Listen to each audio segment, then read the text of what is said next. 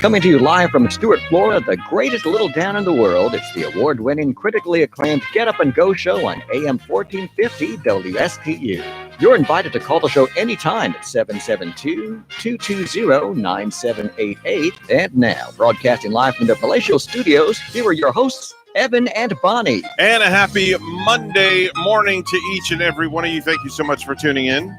This does not strike me as a sexy romantic time, but okay. Well, it's not really a sexy romantic time, but we're here for you. Shut up and take my money. All right, I'll take your money any day of the week. Some people just don't know when they're not wanted. Well, I know when I'm not wanted, and I know when I am wanted, so I can tell tit for tat, that's for sure. Anyway, welcome into the program. The time now is officially 6:07. Mr. Clock, would you please certify that? It's now 6:07 a.m. That's right, 6:07 a.m. We are back in the saddle. It is a Monday morning. Good morning, Miss Bonnie, and how are yours? Oh, I can't complain. I can't complain at all. You know, just kind of a typical Monday morning and with a busy day ahead of me, but you can expect surprises, but you can take care of surprises and things are taken care of. Speaking of surprises, we had a great little surprise dinner. Well, not a surprise dinner, but it was a great little dinner last night we had for Gavin. We had about, 17 people showed up. Oh. Went to Benihana's. Yeah. And it was a lot of fun. Was Gavin surprised? Did you leave it a surprise for him? Well, no, he knew everybody was going to be there. So we had all my kids were together in one place, which is very rare that happens. Very rare that ever happens. So I cherish the moments. And then after dinner, I excused myself. And I went out to the truck and I got Gavin's guitar that we were giving him for his birthday. Yeah. So I've got all the audio from it and the video. So I'm going to turn it this way so you can see a little bit. And I'm going to play this and you'll hear me singing and strumming the guitar. Very nice. Happy birthday. Okay. All right. So here it goes. And my friend introduced me. So he introduces me as Garth Brooks. So that's Russ up there speaking. Oh, yeah. Okay. Here, all the way from Nashville. Garth Evan Brooks. And here I come in. Happy birthday to you. There's Gavin right there. Yeah. Happy birthday, dear Gavin. Happy birthday to you. He was like totally shocked. Oh, that's... Oh, yeah. So you'll see I walk around and then I hand him his guitar. It ended there, but I handed him his guitar and he was just like he was in total like awe that Evan, he got that's a guitar. Perfect. You can just tell by the look showing on his fresh face right there. Yeah. And he does have a fresh face, by the way, just turning 18 and all. Yeah. A young man coming of the world. Yeah, well, his sister said to him, well, now it's big time. You don't go to the little boy's house. If you get in trouble, you go to the big boy house now. Uh-oh. Yeah. Does that mean his sister's house? You're No. going to go to the sister's house that's and she'll jail. take care of him? That's talking about jail. Oh, I thought your daughter was talking about Gavin coming over to Oh, her no. house. No, she meant it in police terminology. Like when you're Oh. under 18, you go to the little boy's house. No, we can never expect a big boy's house for Gavin. No, he'll definitely stay not. He'll stay at Dad's house for a while. Yeah, he'll be home. He's not going to go in any big boy house anytime soon. Wow, you had a lot of people there. Yeah, and, we had a great time. and who footed the bill yesterday? Well, it was a combination of everybody kind of paid their own way. I Yeah. took care of my wife's and I took care of Gavin's and I took care of Gavin's girlfriend's dinner, Angie. And then my daughter took care of herself. I met my son Dylan's girlfriend for the first time. Oh my gosh, she is drop dead gorgeous. Oh boy. She's a professional model. Yeah. And she is just incredible. My grandson was there. My other son, just all my kids were there. My in-laws were there. My daughter-in-law's parents were there. It was just a great time. It's It a was a nice great time time. when My you bonus can- daughter was there as well with her son. Yeah. So it was a lot of fun. When you get the family together, that is a good time. And Yeah. then that's the time you go to the restaurant saying, gee, we should get together more often. Yeah. And we should do this more often. It's hard though. It's so hard because everybody has their own lives and everybody lives so far away. Like Dylan lives in Miami, Darren lives close to me, Haley lives in West Palm Beach, Gavin lives under my roof. So, it's just hard to get everybody together, but when you do, it's really special. Lives get busy, and Yeah. it is hard to get a whole family together. I guess. That's for damn sure. Was Rachel there last night? I didn't Yeah, see she was Rachel there. in the video. Yeah, she was That's there. just yeah, why she I was there. asked. We weren't we didn't sit together. We had 2 tables. So we had 9 at one table and 8 at another table.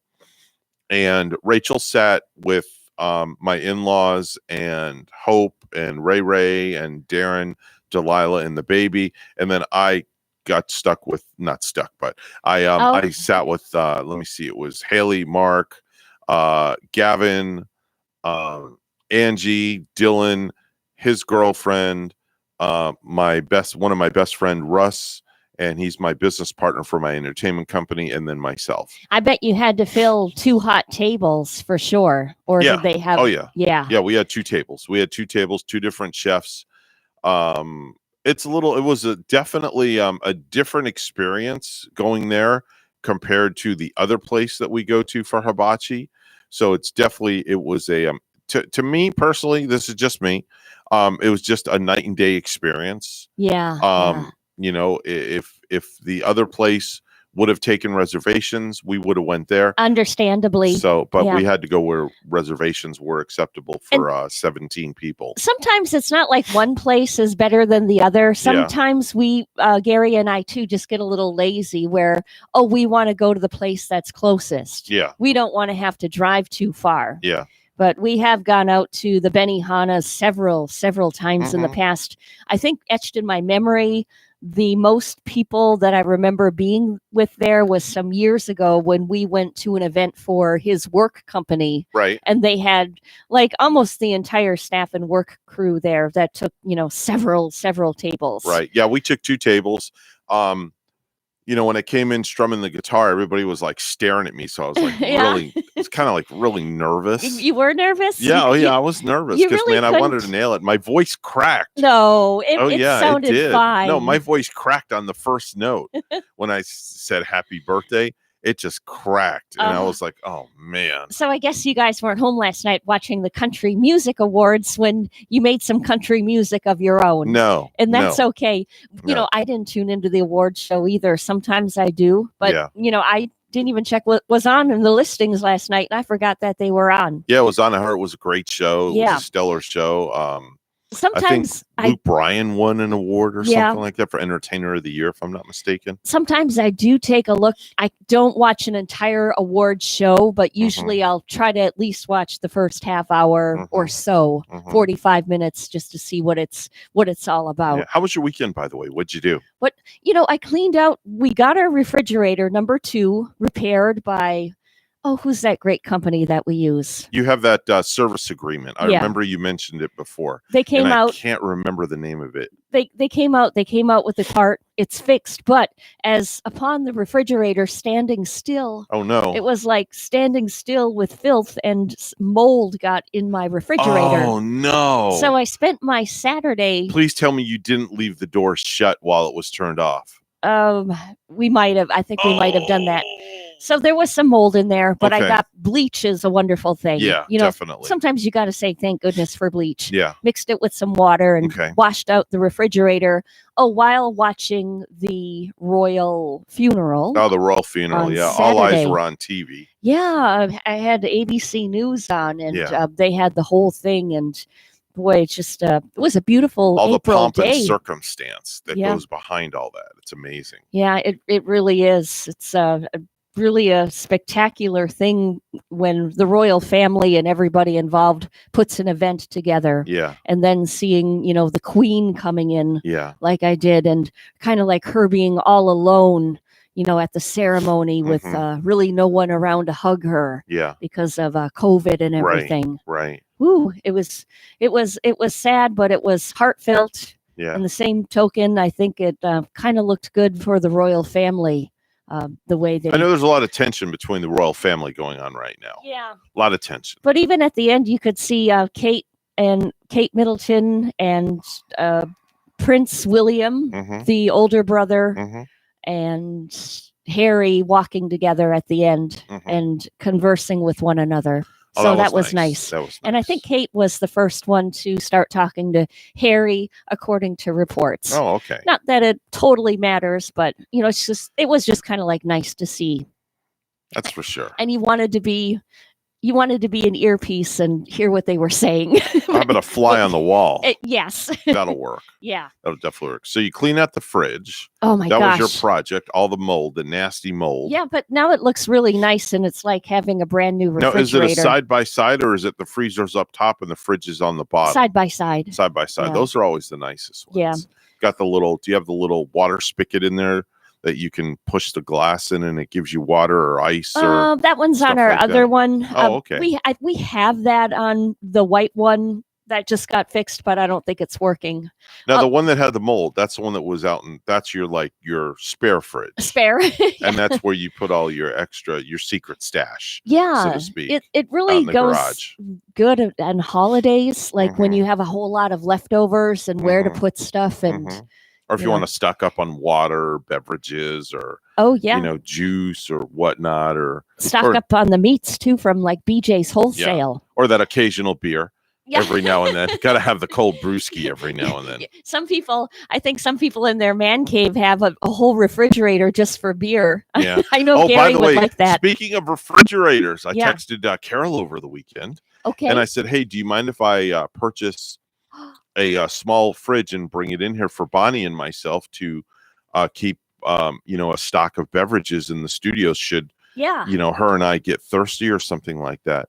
And I got the blessing. She was all for it, right? Yeah, got the blessing. Oh. She said there used to be one here, and they used to keep it out in the lobby area somewhere underneath. Not to my memory, but So maybe before I came.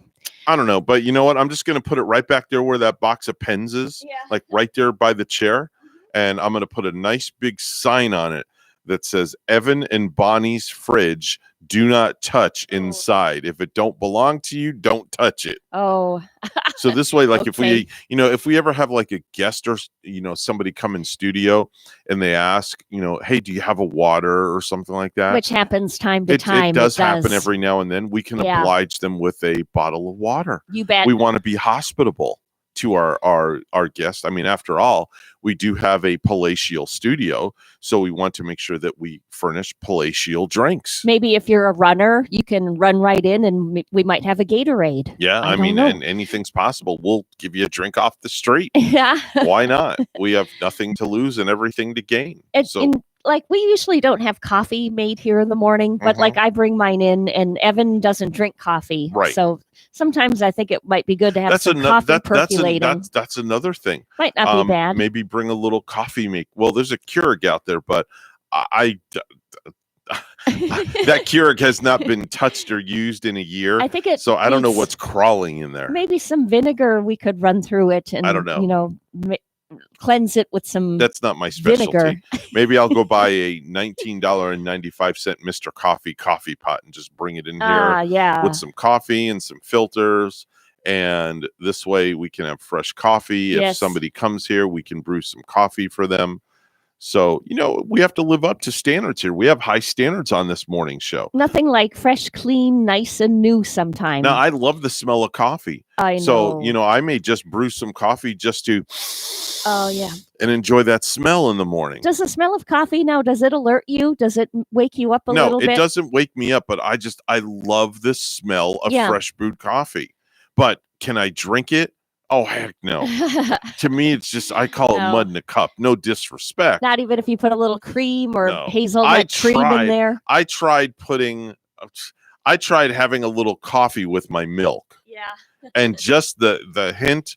But now what's really strange, though, is I can drink Kahlua and cream, which is a coffee-based liqueur. Oh, but see, that's like a treat. Yeah. That's almost like a delicious dessert. Yeah. So maybe I'll bring a bottle of Kahlua in here and kind of keep it in the fridge. And if Yes. somebody wants to have a nice little adult beverage in the morning with us, Oh, we yeah. can pour them a little Kahlua and a little, little milk, and we'll have an adult beverage on the air. You know what I discovered? An adult beverage that's really good too, and like dessert. Mhm. I discovered chocolate wine.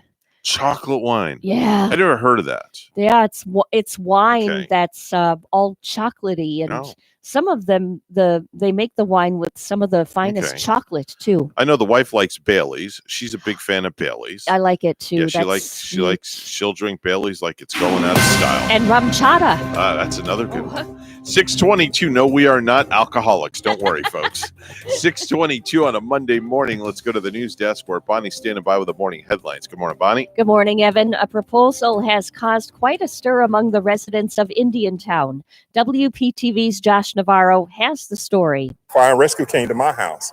I had a hazardous condition, and they responded within so many minutes. Howard Lyndon Brown still has his home after it was saved by Martin County Fire Rescue. He was one of the dozens of people who voiced their concerns about the village's proposal of breaking ties with the county. If you look around of Indiantown people, who's going to volunteer? Who's going to buy the fire truck? Who's going to do all that cost? I mean, last Sunday, we didn't have water. There are pressing problems, and now you're trying to reinvent the wheel by creating a fire station? John Pasquale, a former volunteer firefighter, says it does not make sense for the village to have a volunteer-based fire and rescue department. My boss, he or she isn't going to say, oh, just don't do your job to run and put out a fire.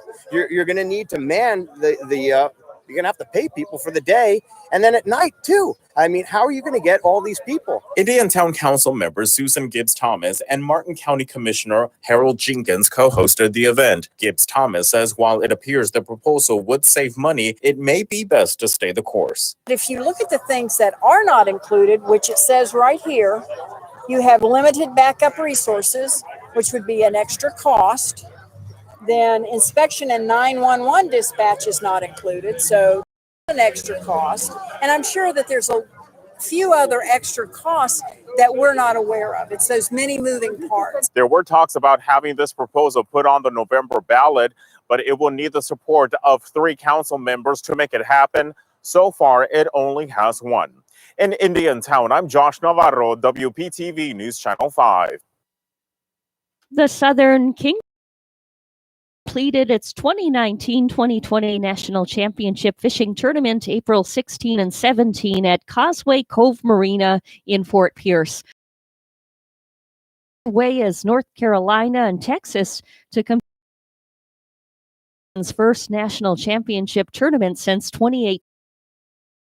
COVID-19 safety protocols. Most of the teams spent anywhere from 3 to 5 days in the Sunrise City, helping provide an economic bump for hotels, restaurants, bait sellers, marinas, grocery stores, and gas stations.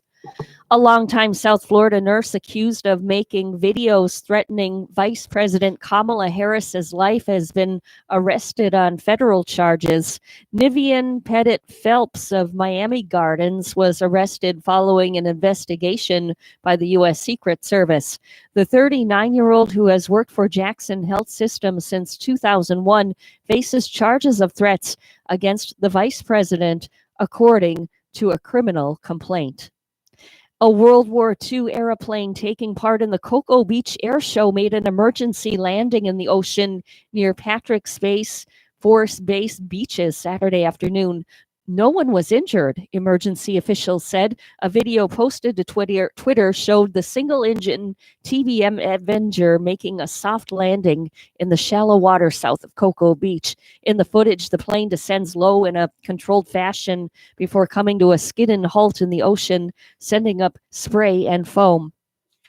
Well, lastly, a big dog saves a life. A big dog recently saved a little dog from drowning in a pool in South Africa. The owners were gone when their tiny Pomeranian fell into their pool and couldn't get out. But their other dog, a 7-year-old bull terrier, spent 34 minutes trying to rescue him and finally pulled the little dog out with her teeth.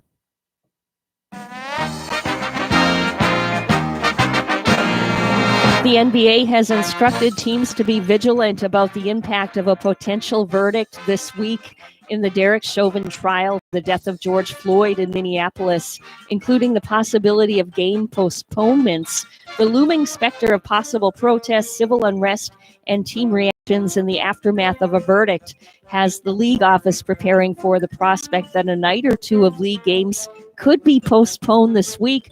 Closing arguments are expected today in the case against Chauvin, the former Minneapolis police officer who faces charges of second-degree murder, third-degree murder, and second-degree manslaughter in Floyd's death after he held his knee on Floyd's neck for more than 9 minutes in May of 2020. News Time 6:27. Weather and traffic together will be next.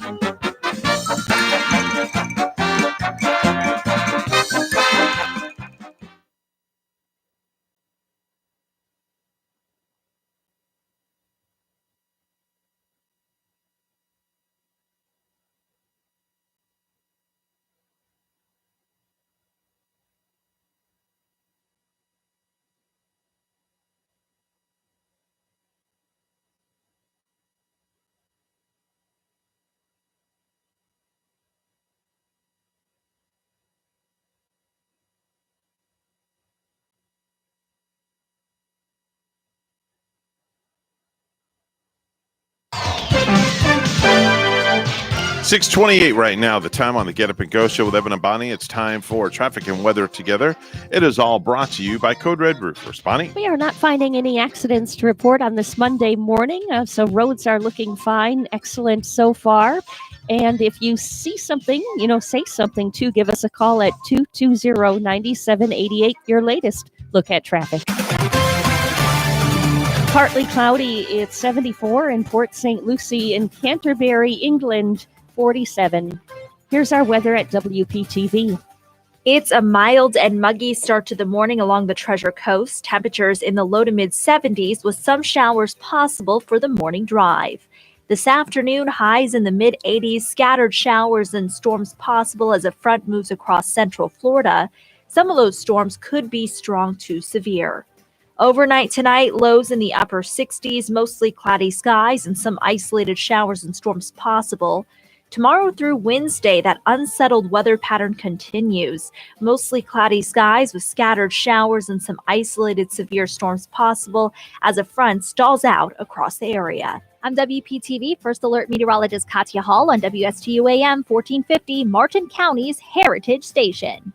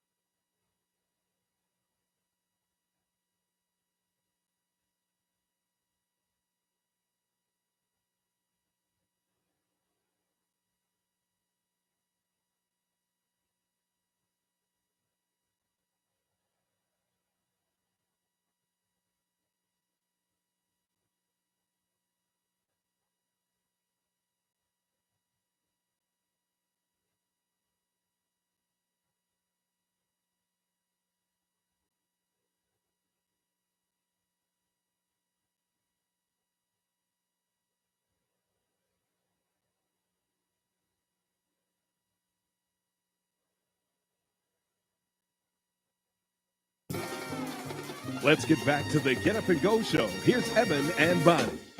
Time now is 6:31 on the Get Up and Go show. Let's do some viral videos.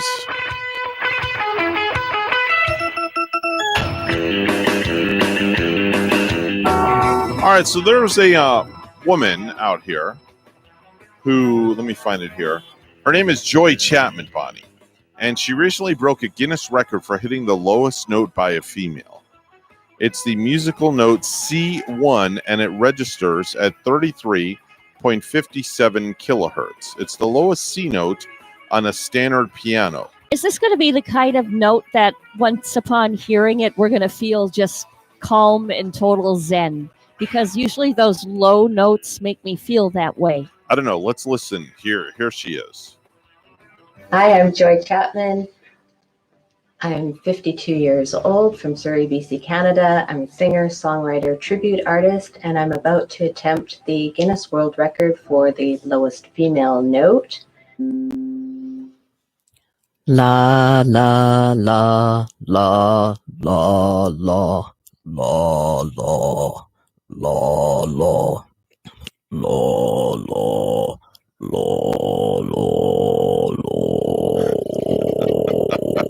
Sounds like she's got bodily language functions going on there or something.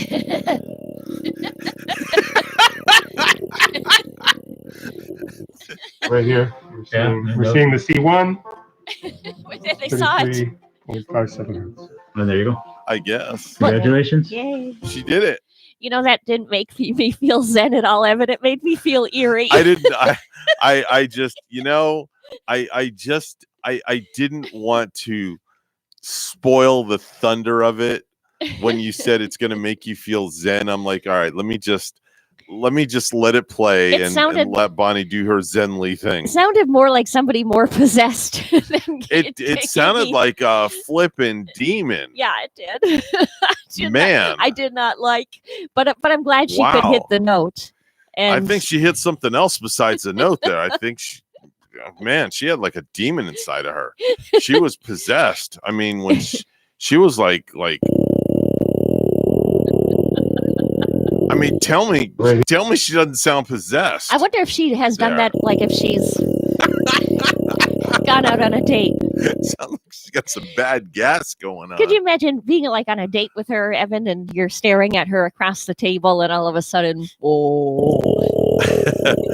better yet, you're on a hot date and you're in the heat of the moment and you're about to move in for the big kiss, and all of a sudden. She probably can hit that note lower than you can. Maybe more so than any guy can. I don't know. There is that guy from the Statler Brothers who can hit a very nice low note. I like it when he does it. That was crazy. That one made me feel eerie. There's another viral video out here that's a woman posted video of herself buying rubber chicken for somebody named Nelson. And then it cuts to her in her yard squeezing the chicken to make the chicken squawk. Oh.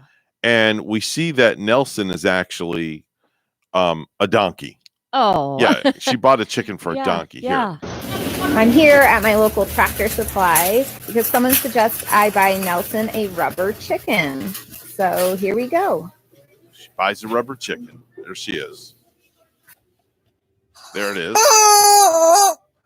That's as bad as that lady with the note. I don't know what's worse, the damn chicken or the note. Checks out.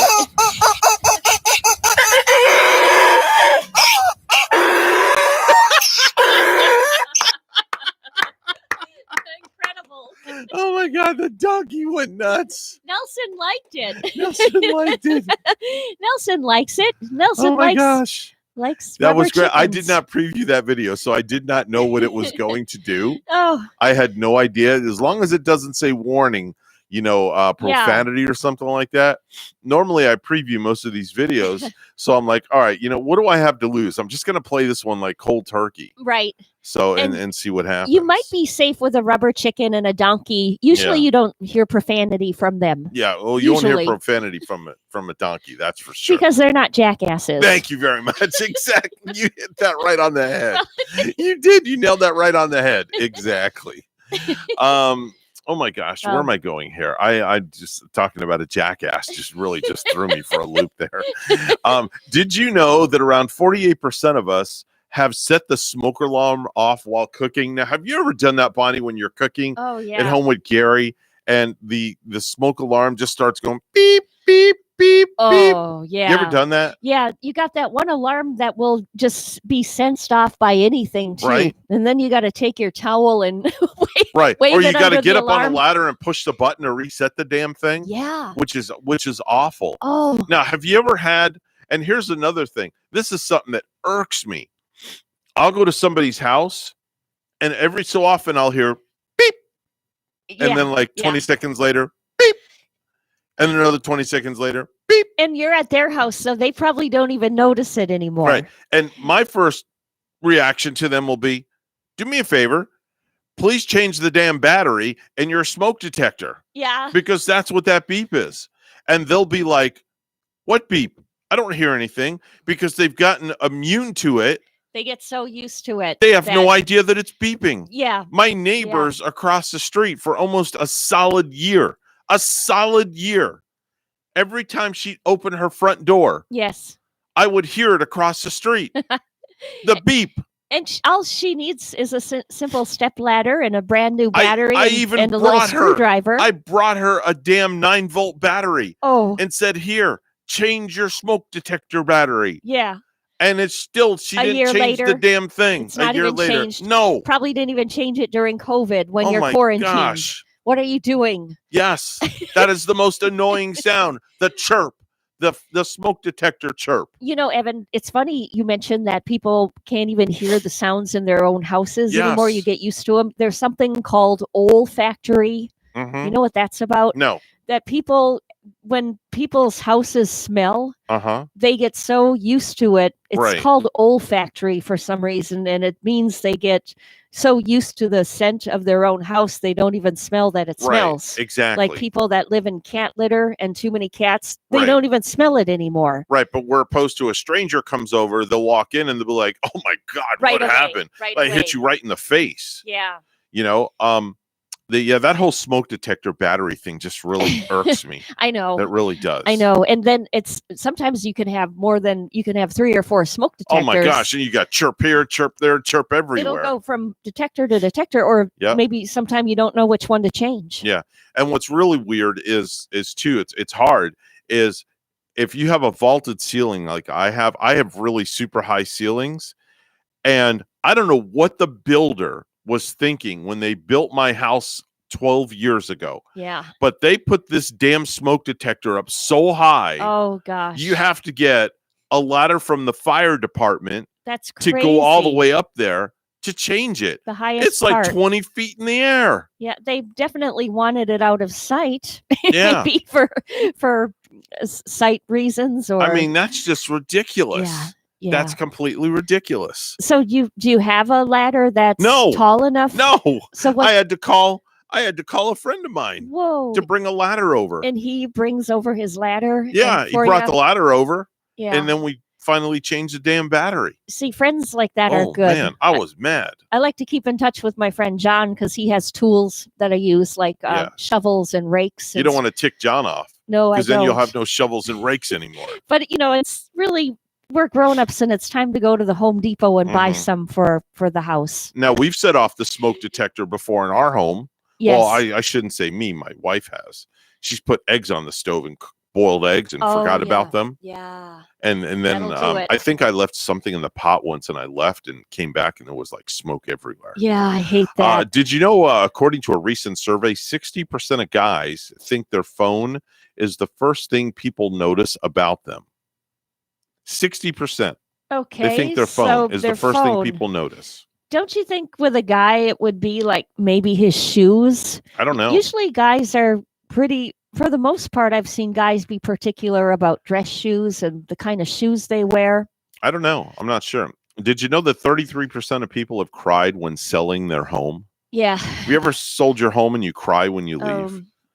I'm like, I'm good riddance. I think That's me. I think if I would sell the home I'm in now, I probably would cry because I have some really good memories there. Okay. That it's been a good home. It's kind of the home where I'm not afraid of anything. I don't think there are any ghosts or any evil happening in it. If you have ghosts in your house, I'm not coming to visit you. We're gonna have to do an exorcism at your house. Did you know that 15% of women have broken up with a guy because they didn't like his mother? Oh, because they did not like his mother. 15%. That's Yes. a good percentage going Do there. you know Yeah. anybody, any female friends of yours that have ever broke up with a guy because they didn't like his mom? I do not. Okay. I don't know anybody firsthand, or I know I've never done it. You know, I never have, but that doesn't fall in my category because I'm not a woman. because any like you in the past, maybe dating her, Yeah. and maybe you didn't like her mom. Yeah. Anybody I ever dated, I got along with their mother and father very well. That's important, Yeah. I think. Yeah. Did you know that a recent survey from GQ magazine shows that when it comes to shopping, men really do not like shopping for furniture? Yeah, yeah. You ever gone shopping for furniture and you drag Gary along? Oh, usually he drags me along, and Yeah. he's the one that pulls my arm and says, Really? let's go Okay. do this." See, I don't have a Yeah. problem going shopping for furniture. I like going shopping for furniture. And it's nice when that moving truck or the truck from Rooms to Go or City Furniture comes in and Yeah, they pull up and you know you're getting new stuff. new furniture. Yeah. That's always, it's like Christmas. Did you know 56% of us say we miss our coworkers when we are on vacation? Yeah, yeah. Okay. You think about the coworkers, Yeah. and especially if you take one that's too long. Mhm. Of course, what's the longest vacation you've ever took away? I've taken just a week. I always just go for a week at a time. Me too. I don't like to take 2 weeks. It's always been a week. Yeah, for I mean, me. when Rachel and I went on a cruise a couple of years ago, it was a 7-day cruise, and after like the 4th or 5th day, we were ready to go home. Ready to come. Yeah, we were ready to get off the boat. We were Yeah. done. We'd had enough. Yeah. Did you know that a study found that you don't hit your peak with self-esteem until you're at least 60 years old? Mm-hmm. Yeah, you don't hit your peak with your self-esteem until you're 60 years old. And lastly, did you know the parents on average spend about $60 a week on a babysitter? $60 a week on a babysitter. 60. Yeah, Yes. that the going rate is, probably more than we used to make. I have no idea what the hourly going rate is. I think we made like $10 an hour or something. Did you? Back in the day? Wow. Actually, I come from way old school where it might have been something like $3 or $4 an hour. Really? Wow. Pay you $3 or $4 to watch my kids from back in the day? Or you rip all your hair out. Or you might have known the people, and sometimes you would just do it for free. Yeah. That and give them a 6-pack of beer and they're all good to go. I know. Right? That's all you got to do. It is 6:45 on the Get Up and Go show. It's time for news, all brought to you by St. Lucie Jewelry and Coin. For the best deals in town on any type of precious metals, make sure and go visit our good friend Hawk Levy at St. Lucie Jewelry and Coin. Here's Bonnie with the headlines. Good morning, Bonnie. Good morning, Evan. A proposal has caused quite a stir among the residents of Indiantown. WPTV's Josh Navarro has the story. Fire and rescue came to my house. I had a hazardous condition, and they responded within so many minutes. Howard Lyndon Brown still has his home after it was saved by Martin County Fire Rescue. He was one of the dozens of people who voiced their concerns about the village's proposal of breaking ties with the county. If you look around at the ages of Indiantown people, who's going to volunteer? Who's going to buy the fire truck? Who's going to do all that cost? I mean, last Sunday, we didn't have water. There are pressing problems, and now you're trying to reinvent the wheel by creating a fire station? John Pasquale, a former volunteer firefighter, says it does not make sense for the village to have a volunteer-based fire and rescue department. My boss, he or she isn't going to say, oh, just don't do your job to run and put out a fire. You're going to need to man you're going to have to pay people for the day and then at night too. I mean, how are you going to get all these people? Indiantown Council members Susan Gibbs Thomas and Martin County Commissioner Harold Jenkins co-hosted the event. Gibbs Thomas says while it appears the proposal would save money, it may be best to stay the course. But if you look at the things that are not included, which it says right here, you have limited backup resources, which would be an extra cost. Then inspection and 911 dispatch is not included. So that's an extra cost. And I'm sure that there's a few other extra costs that we're not aware of. It's those many moving parts. There were talks about having this proposal put on the November ballot, but it will need the support of 3 council members to make it happen. So far, it only has 1. In Indiantown, I'm Josh Navarro, WPTV News Channel 5. A longtime South Florida nurse accused of making videos threatening Vice President Kamala Harris's life has been arrested on federal charges. Nivian Pettit Phelps of Miami Gardens was arrested following an investigation by the U.S. Secret Service. The 39-year-old, who has worked for Jackson Health System since 2001, faces charges of threats against the vice president, according to a criminal complaint. Nivian Pettit Phelps of Miami Gardens, arrested by U.S. Secret Service. The 39-year-old, who has worked for Jackson Health System 2001, faces charges of threats against the vice president, according to that criminal complaint. A Vero Beach man was arrested early Sunday morning after a relative told police the man had a bomb he was planning to bring to an airport, according to officials. Michael Ferris, age 39, was taken into custody after police received a call about 7:40 p.m. Saturday reporting a suspected bomb threat on a boat anchored north of Vero Beach Municipal Marina in the Indian River Lagoon, said Officer Daryl Rivers of the Vero Beach Police. City police contacted the St. Lucie County Sheriff's Office bomb squad after finding what appeared to be an explosive device on Ferris's backpack while escorting him off his boat. The device, Ferris told officials, was a dummy type of bomb with 2 butane canisters, 1 gallon of water, and wires wrapped in duct tape. He also said he suffered from mental illness and that there was a person inside his head named Rudy who was brainwashing him through LSD and psychotherapy. The relative who reported Ferris said he sent her a video saying he had made the bomb and was going to take it to an airport. Officials did not know what airport he planned to take it to. Ferris was booked into the Indian River County Jail early Sunday without bail on a charge of making, possessing, throwing, projecting, placing, or discharging any destructive device. Lastly, LG at the Port Mayaca lock and dam this week was nearly 3 times more toxic than the minimum level at which the federal government deems it unsafe. Samples taken Monday on the floodgate's west side measure 22 parts per billion of microcystin, a toxin sometimes found in cyanobacteria, more commonly called blue-green algae, according to the Florida Department of Environmental Protection. At 8 parts per billion, microcystin makes water too hazardous to touch, ingest, or inhale for people, pets, and wildlife, according to the U.S. Environmental Protection Agency.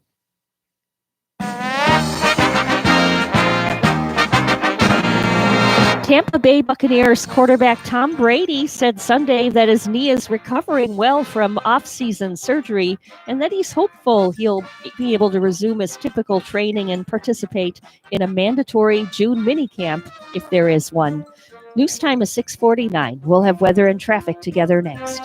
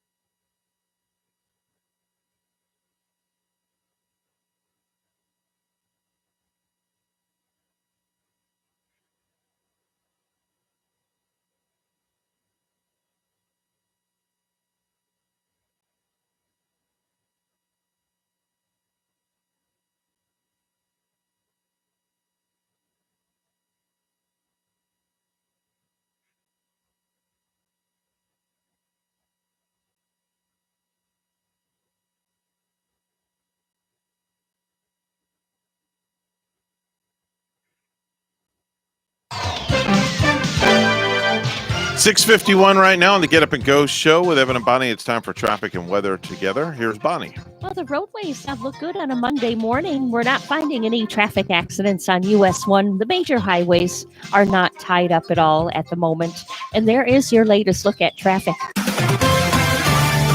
It's 74 this morning in Stewart, and in Clear Alice Springs, Australia, it's 64. Here's our weather at WPTV. It's a mild and muggy start to the morning along the Treasure Coast. Temperatures in the low to mid 70s with some showers possible for the morning drive. This afternoon, highs in the mid 80s, scattered showers and storms possible as a front moves across central Florida. Some of those storms could be strong to severe. Overnight tonight, lows in the upper 60s, mostly cloudy skies and some isolated showers and storms possible. Tomorrow through Wednesday, that unsettled weather pattern continues. Mostly cloudy skies with scattered showers and some isolated severe storms possible as a front stalls out across the area. I'm WPTV First Alert Meteorologist Katya Hall on WSTU AM 1450, Martin County's Heritage Station.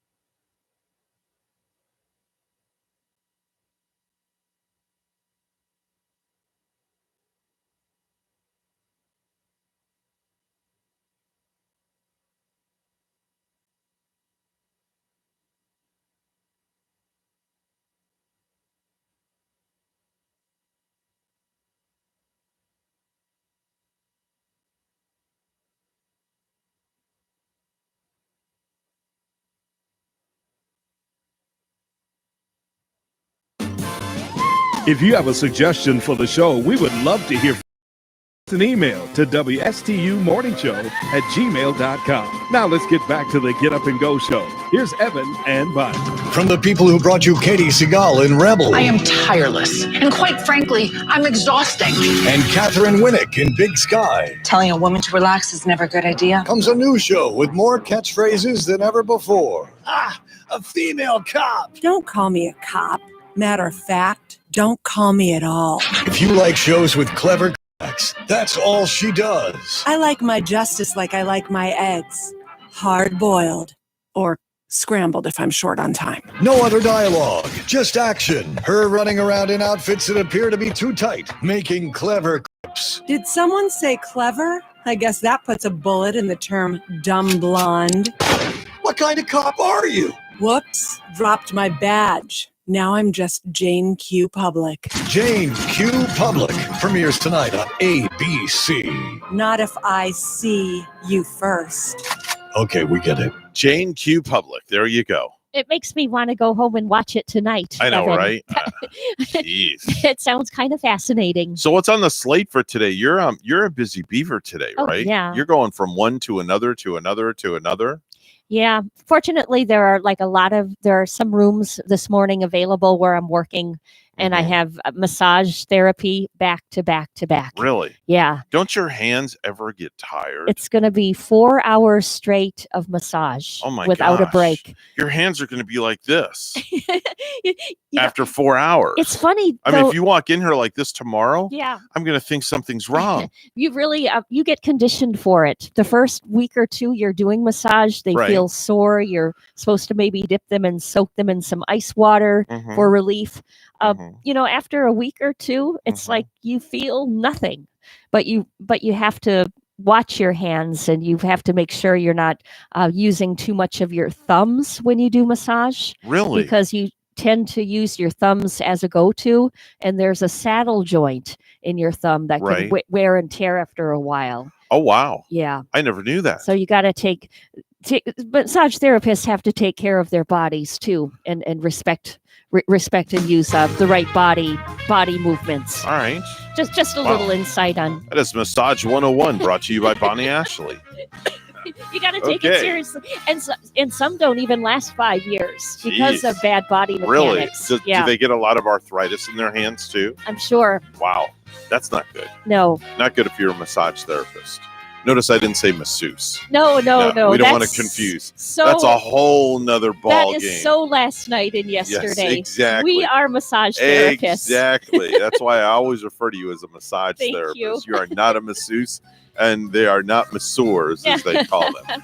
Anyway, we're WSU Stewart, Martin County's Heritage Station. The news is coming up next. We'll be right back.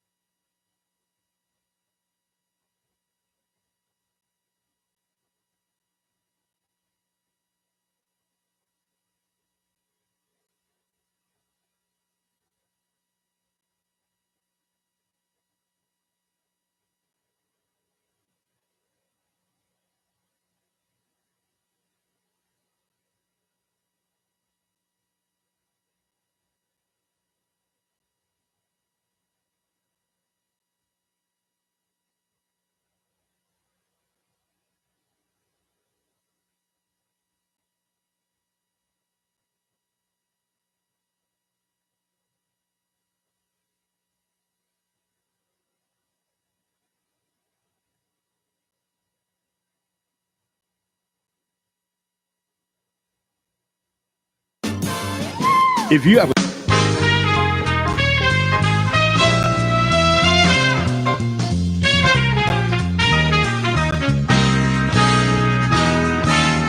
Coming to you live from Stuart, Florida, the greatest little town in the world, it's the award-winning, critically acclaimed Get Up and Go show on AM 1450 WSTU. You're invited to call the show anytime at 772-220-9788. And now, broadcasting live from their palatial studios, here are your hosts, Evan and Bonnie. Oh, thank you very much, Madam Announcer. It is Monday morning, April the 19th, 2021. If you don't take another drink today, you're going to be drunk for 6 months. Oh, my gosh. Well, I better take another drink. What are the things that you're most ashamed of? I can't discuss those on the radio. What are you so angry about? Well, I'm not angry at all because I'm coming off of a great celebration last night.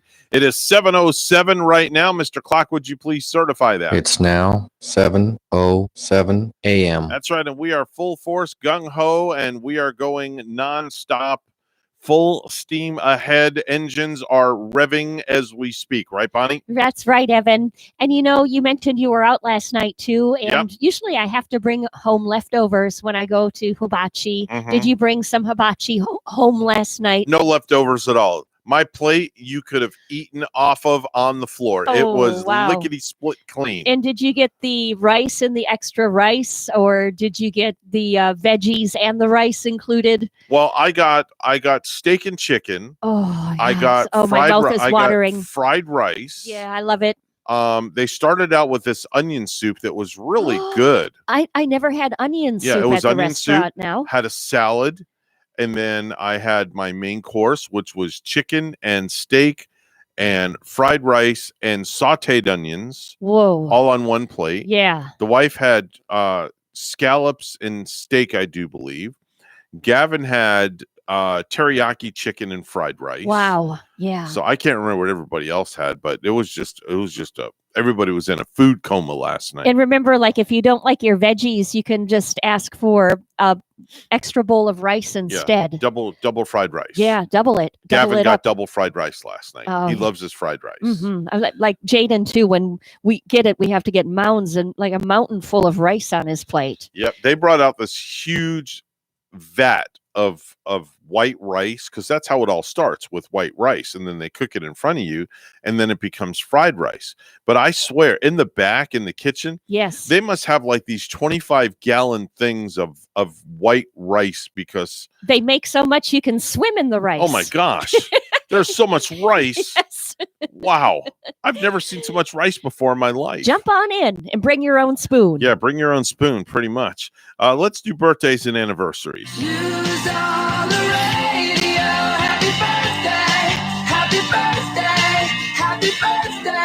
7:09, and it's the birthdays and anniversary segment of the program. Bonnie, what do you have? I guess happy birthday to Rob Lee and my partner from Trans-American School of Broadcasting back in the day. Oh, wow. We did our final project together. Okay. You know, that big grand finale you got to do with school and Okay. videotaping and recording and all that jazz. Okay.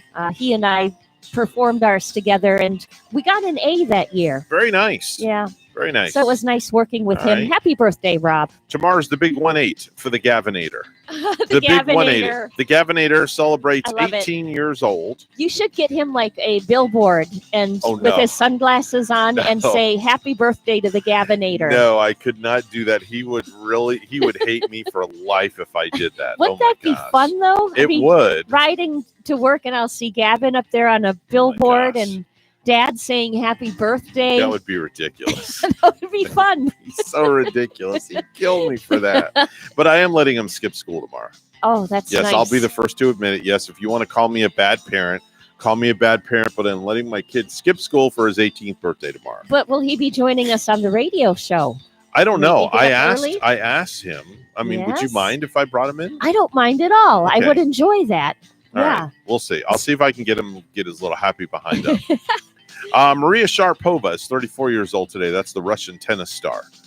She's gotten in trouble for wearing really short skirts and grunting loudly on the tennis court. Grunting loudly. Some of I her didn't- grunts Yeah. have gotten up to 101 8.2 decibels. I know about her grunts, but I didn't know she was in trouble for short squirts out there. Yeah. Short squirts. Skirts, squirts, whatever the hell you call those Yeah. things. Good morning. You're on the air. Hello. Hello. Oh, there's the wife. Morning. Yes. Morning. It's Also- my sister's birthday today. Is she listening? Probably not. She's probably sleeping and she will not answer her phone anyhow. Oh, because you know I'd call her in a heartbeat. Got to wish I know. my sister-in-law Crystal Watts, Rocha. Did I get that right? Crystal Watts Rocha, is that it? I believe so. All right, got to wish her a happy. How old's your sister? She's younger than you. I know that. Has she hit the 40 mark yet? I believe she's 43. All right, 43. All right, so she's 43. Does she live No. north or south Yes. of us? She's in Tennessee. Oh, way up there. She's up there with the rest of the family. She's over by Gary. Yeah, Dad exactly. and Gary. Very and- close to Gary. Yeah, that's She wonderful. lives 5 minutes from my dad. Yeah, that's how close. Yeah. Does she go over there and take care of him and stuff? Or does he need taking care of? No, No, he good. can take care of himself. he's And good. he's got a wife. He hasn't gotten that far yet. Well, good. Yeah, him and I haven't gotten that far yet. So we're good to go there in that aspect. So you think Gavin was a little surprised last night, huh? He was definitely surprised. Yeah, that was a good time. That was a really good time. I played the video for Bonnie of me singing, and I played the audio on the radio. And Bonnie was like, "Oh wow, that was pretty cool." He showed me pictures too. You all looked very dapper, very nicely dressed. Everybody, it's been posted already on Facebook. Yeah. Nice family. Did you see the comparison photo I did from the three kids I from did. then and now? Is that hilarious or what? That's like Yeah, epic. Charlotte. That needs to go around the police department where Haley works at. Oh my God, that'd be hilarious. Would she be embarrassed about that? No, stuff, or not at all. She would Takes think it in stride. it's cool. Yeah, she takes Yeah. it in stride. I like how But, when they show the before and after, like the kids from like maybe 25 years ago or Yeah. however long, they put their arms and they do the expression the Oh same yeah, way. that was their little boy band they had called 3 = 9 back in the day. Ah, Yeah, they used to sing at the talent shows. 3 = 9. Yes. Ah, Get it? 3 of yeah. them and equals last name 9. Yep, I like Yeah, it. Yeah. Yeah. That's brilliant. And I can almost guarantee you Gavin will not get up tomorrow morning to go with you. His whole reason for skipping school on his birthday is so he can sleep in. Sleeping in, yeah. I'm gonna have to have a talk with that boy. I'm gonna have to have a conversation with him. I'll bribe him. I will bribe him to come in. You should just kind of let him sleep in and then take him out for a nice brunch when you get done. That'll be a treat for both of you. That's the whole idea of getting him to come in here, because then I'll take him out for breakfast afterwards. Yeah, there you go. But Then- see, tomorrow's a bad day for him to come in here because It is? yeah, because he would get stuck here till 11 because Oh. it's my late day. Oh, But he man. could drive himself. Yeah, He has a car. I forgot about yeah, that. yeah. And then he Well, can. provided it's not in the shop. Yeah. And Yeah, then we he'll- got the check engine light on yesterday. Oh. The dreaded check engine light. Sometimes that's nothing though. Sometimes those sensories, those triggers, will just send something Well, off. I looked up on the internet what it meant. Is it and something? It wasn't too bad. Okay. His car's drivable the way it is. So last time the check engine light came on, forget it. We almost blew up the whole damn engine. Ooh, Yeah. oh yeah. You gotta really take it in for maintenance. Wow. And maybe he'll be riding home and he'll see his big face on the billboard. Oh no. Bonnie wants me to get a billboard for his birthday. Put his name all over Martin County. And his And his I wanted picture. to order that sign for the yard, but Oh. you've got to do it too much in advance. I We know can the do it guy. sometime. I know the guy that does those. He's out of New York. I'll have to remember for next year. It's a company called Send in the Clowns. They're a sponsor of the Mets. They actually made all the cutouts for the stands. Well, I know there's a local one too. Yeah. I know there's a girl down in Miami. She's a friend of mine that does it also. So anyway, Oh. all right, I'm gonna run. We got to do birthdays, and that's about it. So I will see you a little later after you get off work. Okay, love you. Love you too. Bye bye. Does she have leftovers from Benihana? No, No, Rachel. nobody has any Man, leftovers. Rachel cleaned her plate off Yeah. too. Oh yeah. Oh man. Yeah, I remember I don't think anybody had any leftovers last night. the last one time we had leftovers of hibachi, and Yeah. I must have been sleepwalking, but I went in the refrigerator and I ate Gary's leftovers. Did you really? Yes. And did he wonder where they were? Oh, he was mad. He was ticked off. He huh? was. He really was. Every now and then, Rachel will bring something home and I'll eat it because I'm hungry. and I don't feel like making anything, and she'll go like, "Where'd this go?" I'm like, "It's in my stomach." Yeah. Anyway, comedian Ali Wong is 39 years old today. That's Doris on American Housewife. Troy Polamalu is 40 years old. That's the retired Pittsburgh Steelers superstar safety. Hayden Christensen is 40. That's Anakin Skywalker in the Star Wars prequels. How old is he? 40 years old. 40. Kate Hudson is 42. That's Goldie Hawn's daughter. Oh, she's even older than Hayden. Yep. 42 years old today. 42 already. Yep. The first time I saw her was in that movie, Almost Famous. Mhm. And she was really good in that. Right. And if you're wondering why I'm sniffing every now and then, that's because my sinuses are acting up and my nose is a Yeah. little clogged. So You need don't worry, folks. I'm not doing any drugs on the Zyrtec. radio. I'm not doing any drugs on the radio. I don't want anybody getting any Are you ideas. going to use Xyzal or some Zyrtec maybe? No, I don't like to use any No, of that stuff. It'll no. it'll go away eventually. By 9 o'clock, it'll be good. Jennifer Taylor's 49. That was Charlie's fiance Chelsea on 2.5 Men. Oh, yeah. She was wonderful in that. Jesse James is 52. That's the heavily tattooed monster garage dude. Oh, that was with Sandra Bullock. Yep. Married to Sandra Bullock for a whole, I don't know, 9 days or something. Let me see here. Ashley Judd is 53 years old today. That's Tris Mom in the Divergent movies.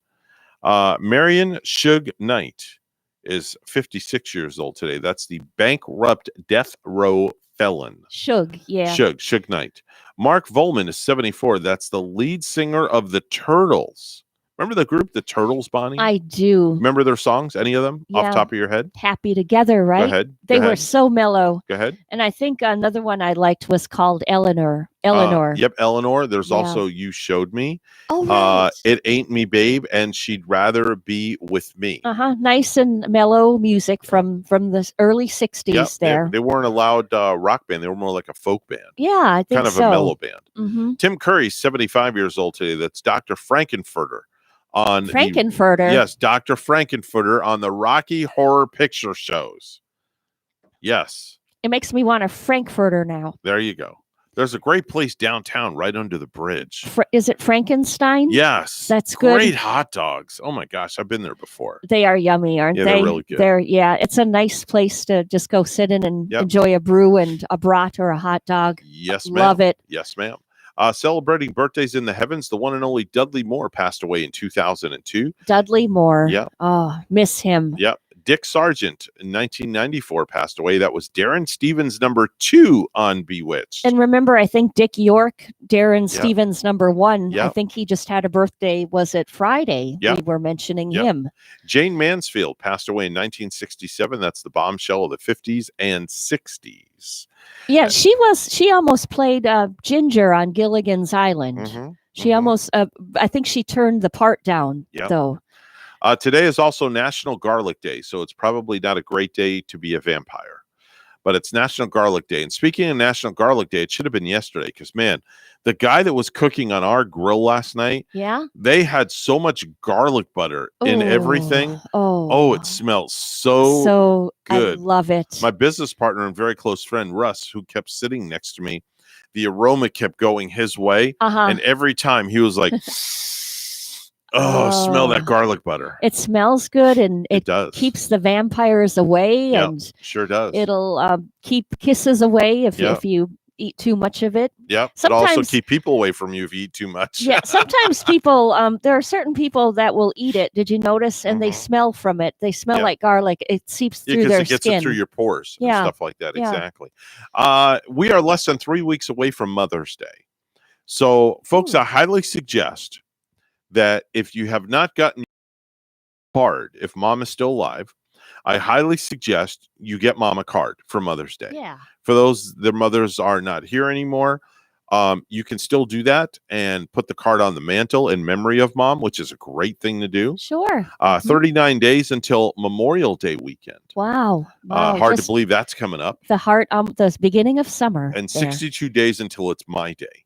until It's my day in 62 your days. Father's Day. That's right. Father's Day. Oh, wow. That's And right. It's that my comes day up and Gary's day and everybody else's day. comes up That's in a June, dad. right? Yes. Around June 19th or 20th it's or so. It's a Sunday. That's all that I know. Is it? Yeah. Well, it Oh. always falls on a Sunday. Does it? Always falls. I on a didn't know Sunday. that. If Father's Day were to fall on a Thursday, Yeah. there's something wrong somewhere. Okay. I don't know. For some reason, that one I tend to forget. Now, Mother's Day always falls on a Sunday. It does If that too. falls on a weekday, we're in deep crap. Oh, you're also. right. Because usually they go out for that Mother's Day Yeah, the Sunday brunch. It's Yeah. always on a Sunday. Same thing for a Father's You're Day. right. Why didn't I Yeah. know? It's just something I don't think That's about. okay. But thanks for pointing it That's out. all right. It's never on a Wednesday or a Thursday or a Tuesday or a Monday or a Friday or a Not Saturday. like Thanksgiving always falling on Always on a Thursday, right? Always on a Thursday. You can Yes. always bank on that. You can bet somebody $1 million that Thanksgiving is on a Thursday, and you will always win that bet. And Memorial Day, I was on a Monday, Yep. but never on a Sunday. Never on a Sunday. Yeah. There you go. I feel like we're doing a rhyme for a rap song or something like that. I think there's a 60s song with those notes too. Yep. You can call me on a Monday, but There you never on go. a Sunday. 7:22 right now on the Get Up and Go I show sound with like Evan a and Bonnie. sick frog, don't I? No, not at all. It's time for news. Let's go to the news desk. Here's Bonnie with the headlines. Good morning, Bonnie. Good morning, Evan. A Florida hospital is testing a treatment to help COVID-19 patients avoid some of the damage from one of the virus's worst side effects. Sarasota Memorial Hospital is taking part in a national phase 2 trial of a treatment targeting one of the most dangerous aspects of COVID, excessive inflammation that could lead to organ failure and death. This is addressing the inflammatory response, which is what gets out of hand and what kills people. The hospital's Dr. Kirk Volker says the IC14 protocol targets an immune system protein called CD14 that helps immune cells fight viruses but can go overboard. Results are expected early next year. I'm Gordon Bird. A Vero Beach man was arrested early Sunday morning after a relative told police the man had a bomb he was planning to bring to an airport. Michael Ferris, age 39, was taken into custody after police received a call at about 7:40 p.m. Saturday reporting a suspected bomb threat on a boat anchored north of Vero Beach Municipal Marina in the Indian River Lagoons. City police contacted the St. Lucie County Sheriff's Office, finding what appeared to be an explosive device on Ferris's backpack while escorting him off his boat. The device, Ferris told officials, was a dummy type of bomb with 2 butane canisters, 1 gallon of water, and wires wrapped in duct tape.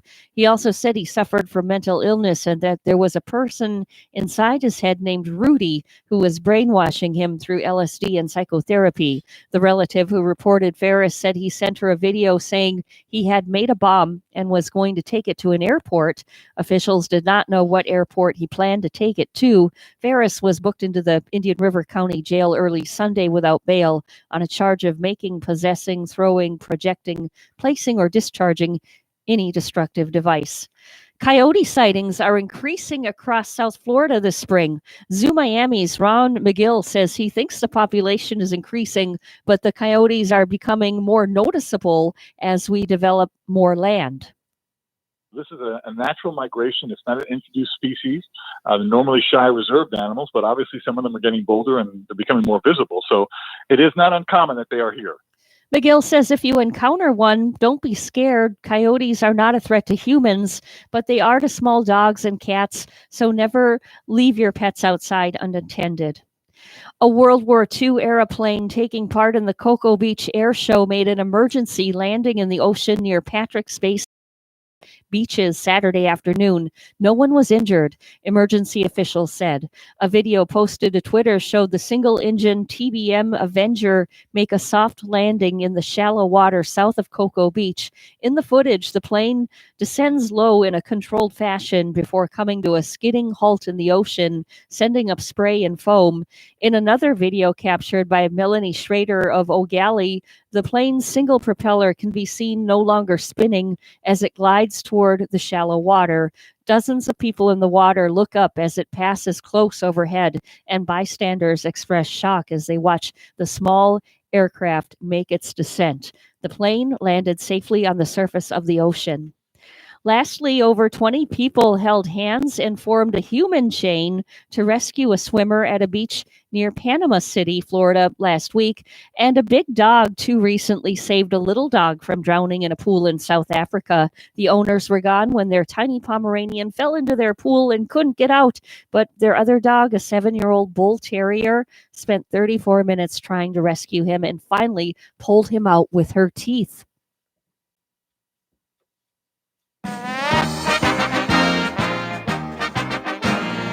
The Heat's losing streak is over as Bam Adebayo hit a jumper at the buzzer to beat Brooklyn 109-107 at Miami.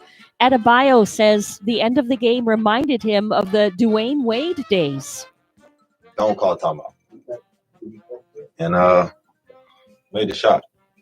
You know, to see her reaction like that, it kind of felt like when 3 was here.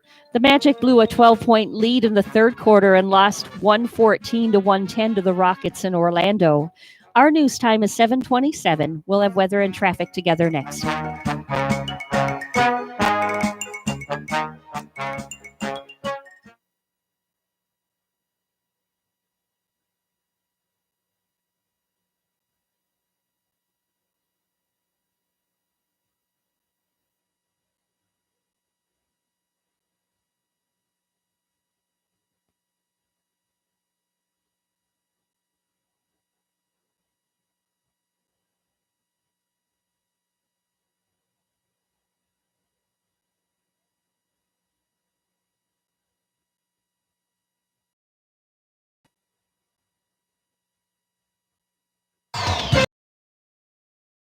$7:27 right now on the Get Up and Go show with Evan and Bonnie.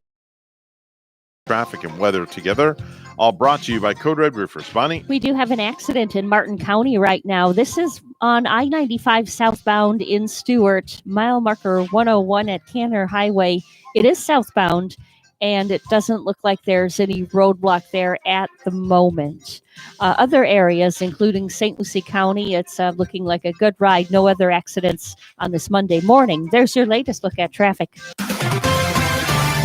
We have 75 in Palm City. In Windham, New Hampshire, it's 37. Here's our weather at WPTV.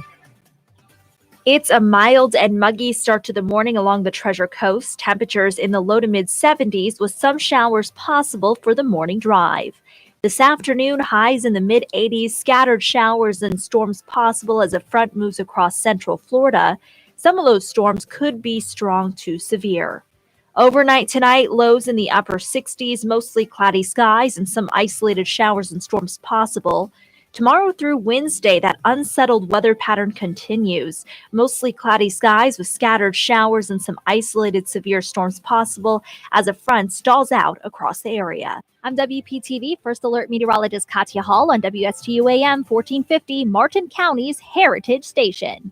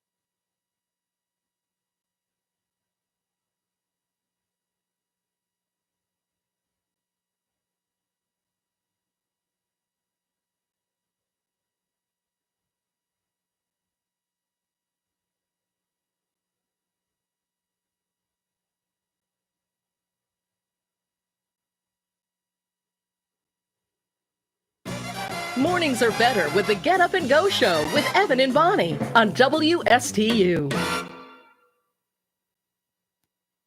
This is not headline news. Chrissy Teigen returned to Twitter. Thank goodness. I was beginning to forget how much better her life is than ours. Brad Pitt was seen in a wheelchair after getting his wisdom teeth removed. A wheelchair for wisdom teeth? I guess that's the first rule you don't out in Wussy Club. Conan O'Brien turned 58 yesterday and got birthday cards from both of his viewers. Amazon offered 10 free ebooks for World Book Day.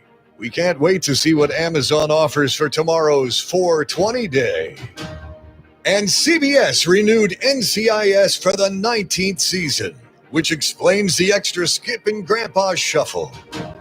This is not headline news. And from not headline news, we go to stupid news. And now it's time for Stupid News. It's so stupid and awesome. Where we ask the important questions. Are some people too stupid to live? Why are people so stupid? Are you effing stupid? Well, these headlines are just in from the weekend and last week. And boy, we've got some good stuff for you this morning, Bonnie. Was it a wild weekend in some places? It was a wild Sounding- weekend everywhere. Especially down in Louisiana. Or should I say up in Louisiana? Yeah, but Yeah, 'cause for it's us, up. we do have to say up when we're down here. Yeah, everything is pretty much up or over. Uh-huh. You know, because if we go cross country, it's over. That's if true. we go north, it's up. So it's Mhm. never down unless we're going down under to the outback. But can we still say down in the bayou? And Sure, why maybe, not? Yeah. Yeah, or over in the bayou, whichever one. Yeah. 6 of one, half a dozen of the other. It don't matter. Yeah. But anyway, over in Louisiana, there's a 33-year-old guy named Kellen Spadani who seems to have bank errors and winning the lottery confused completely.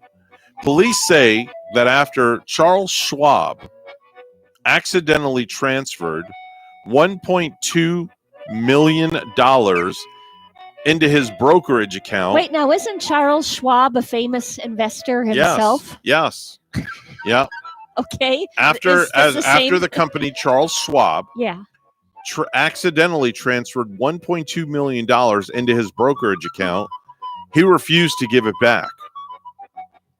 He was supposed to have transferred $82.56. Oh, that's a big difference. Does he not know his math? Just a tad bit. Now, according to a federal lawsuit, when the bank tried to reclaim the funds the day after the software error, some of the money had already been transferred right out of the account. And the gentleman refused to respond to calls and emails over the next month. Now, investigators say that he used the money to buy a house and a new car. Yeah. Yes, a house and a new car. Doesn't he know about this day and age? They're going to get him somewhere, somehow, some way. And I'm sure it's coming soon. Yeah, definitely so. So the sheriff's office said that he was fired as a 911 dispatcher on the same day he was arrested on fraud and theft charges. Oh, yeah. He is now free on $150,000 bond, and authorities say most of the money has been recovered. The bank says that his account contract included a requirement to return funds after any accidental payments, but he would have no legal claim to the money in that case. Mm-hmm. Yeah, he better watch out. He did that in Louisiana, too. They might feed him to the gators. Yeah, exactly. Be careful, Sonny. Exactly. A 48-year-old landlord in Ireland. We're going to go to Ireland, okay? The luck of the Irish. Feeling a wee bit Irish this Yes. morning. A 48-year-old landlord in Ireland, the guy's name is John Shahan, found out his tenants had turned their place into a marijuana grow house and evicted them all for what they had done. Uh-huh. Now, when the guy went inside, the landlord, he found 33 plants on the property, burned them all, and he kicked the tenants out. But then once they were gone, he reconsidered and decided to turn the place into his own grow house. He must have smelt that nice, sweet, permeating smell when he was burning the plants and reconsidered. Now, police found 23 pot plants and 9 ounces of weed that he was getting ready to sell. He told the judge that he was desperate for money, and in the end, they let him off pretty darn easy. Wow. He only got 2 years probation, but he had to forfeit the $6,000 he already made from all the weed that he had grown and sold. Okay. So the judge is pretty lenient. So I'm sure he's happy with that decision, and we'll be celebrating 420 tomorrow on a happy note in Ireland. That's for sure. Yes. Jeez. He'll be skipping above the 4-leaf I know, clovers. it's crazy. Gavin, a couple of years ago, figured out that, his birthday was on 420 and knows what it means now. Yeah. A Brazilian plastic surgeon is in a lot of hot water for TikTok videos depicting her busting bizarre moves while holding bags of human flesh and liposuctioned fat. What? Now, I've seen... Oh, you mean bagfuls of it that's been... I've seen this video, Bonnie. What? A plastic surgeon has gone on TikTok dancing with people's liposuctioned fat and human flesh. Man. What's What's the plastic surgeon's name is Karen Trisiglio Garcia. She has over 645,000 followers on TikTok. She had her medical license suspended by the regional board in Sao Paulo for sharing videos with patients' skin all over the internet. Yeah, isn't that a little bit morbid? She got her license revoked for that. She got her license revoked for that. Yes. In Brazil. In Brazil. That happened. In Brazil. I wonder if that would happen over here. If somebody did that over here, if our license would be revoked. I don't know. With the same I would think so. accountability in the U.S. If you were a plastic surgeon and you started slicing and dicing and then walking down the street doing TikTok videos with somebody's fat in your hand. Why would you want to do that? That's just silly. That's beyond silly. That's morbid. Yeah, like you said. Yeah. It's a dead issue. A man was recently rushed to a hospital after police said he accidentally shot himself while trying on pants inside of a dressing room at a Madison Walmart. Now, it doesn't say the state, so I don't want to pick on Wisconsin. Right. Because Okay. it could be been Madison, Madison somewhere else. Madison, Maine, if they Yeah. have a Walmart. Yeah. Or I don't know. It just said Madison. Now, the shooting was reported this past Friday afternoon inside the store.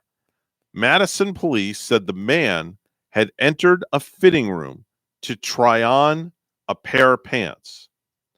When the pistol he was carrying fell out of his pocket, hit the floor, discharged, striking him right between the legs. Oh, yikes. Yeah. Oh, gosh. Yeah. Oh, that's... Talk about a painful visit. It was like a ricochet, and then it just went right up and Sam. Yeah, Pazam. Boo. Yes. Ooh, boo. Talk about yeah. That's ridiculous. That hurt.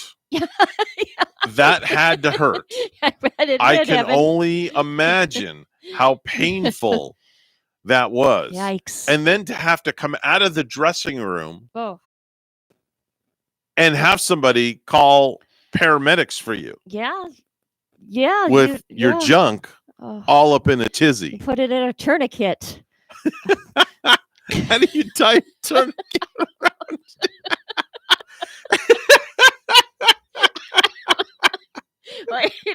Excuse me, you have a piece of rope so I can tie a knot around my thing because I shot it. You have to do something. There'd be so much blood all over Oh that my man. gosh. Well, one thing's for sure. He won't be getting anybody pregnant anytime soon. That's for sure. Oh. Wow. Oh man. Could you imagine that happening to somebody that you know? I can't. I would feel so bad. Could you imagine if I hate to no. bring Gary's name into this, but Oh. could you imagine Gary going into a Walmart and going in to fit out to try on this nice pair of jeans that he really liked. Yeah. And he thought they'd look really good on him. Yeah. And you're standing outside of the fitting room. Makes me kind of thankful now that he only orders from Amazon. Right. He won't go out to a store and try on things. He orders like everything from home where it's safe. So he goes in and he locks the door and he's unzipping his pants. Oh my. Takes off his trousers, and as he's putting on the others, something falls on the ground and you hear this. And you're standing there. And you're like, oh, must have been the beans I made last night. The 4th of July early. Yeah. And he comes, he's banging on the door. Bonnie. Oh, Bonnie, help me, Bonnie. That would be, my God. Oh, that would be a nightmare. Rachel would go nuts if that happened to me. I bet she would, like, one would know what to do right away. It'd be like a freak thing. I mean, you're in the fitting room, you're minding your own business, you're trying on your trousers, and your weapon falls on the floor, and you hear this. Oh boy. Oh man. Oh Lord. That just wouldn't be a good thing. No. You know that shirt that you and Rachel bought me? Remember that time I told you that it's the one with the kitty cat on it? Oh yeah. And the lazy kitty, it says Please tell me you today. didn't set a gun off on it or something. No, but the weirdest thing did happen when I was in a Target. As we were in line checking out, a gentleman saw that shirt I was wearing, and he said, "Ma'am, that shirt is incredible. It would look so nice on my wife." And is that? Yeah, I think you told me that he tried to buy it off of you or something like that. Yeah, he said wanted to buy the shirt off your back. He said, "I will buy you any shirt in the store if you would give me that one to my wife." So I thought about it, but then I was with Gary, and Gary looked at me like, and I said, "Oh, I really can't. I can't do that because a coworker bought it for me." And which was true. Right. But I never got a request like that in my life. That's weird. Yeah. Somebody wants to buy the shirt off your back. The shirt. Yeah, that shirt. You and I've had Rachel. somebody want to buy my shorts. You did? Yeah, they wanted my shorts. This is many moons ago. I don't know, it was some weird woman. Were they autographed shorts or No, something? they were I was just wearing a pair of shorts. I think she may have been like on something, but she wanted to buy the shorts right off of me. Yeah. Like literally she offered me like $100 just take them off, right and there. give her the shorts right there and leave me in my skivvies. Were you around like any dressing room or bathroom where you could go and change to give her the shorts? I don't remember all the details because it was so long ago. Yeah. Some things are just crazy.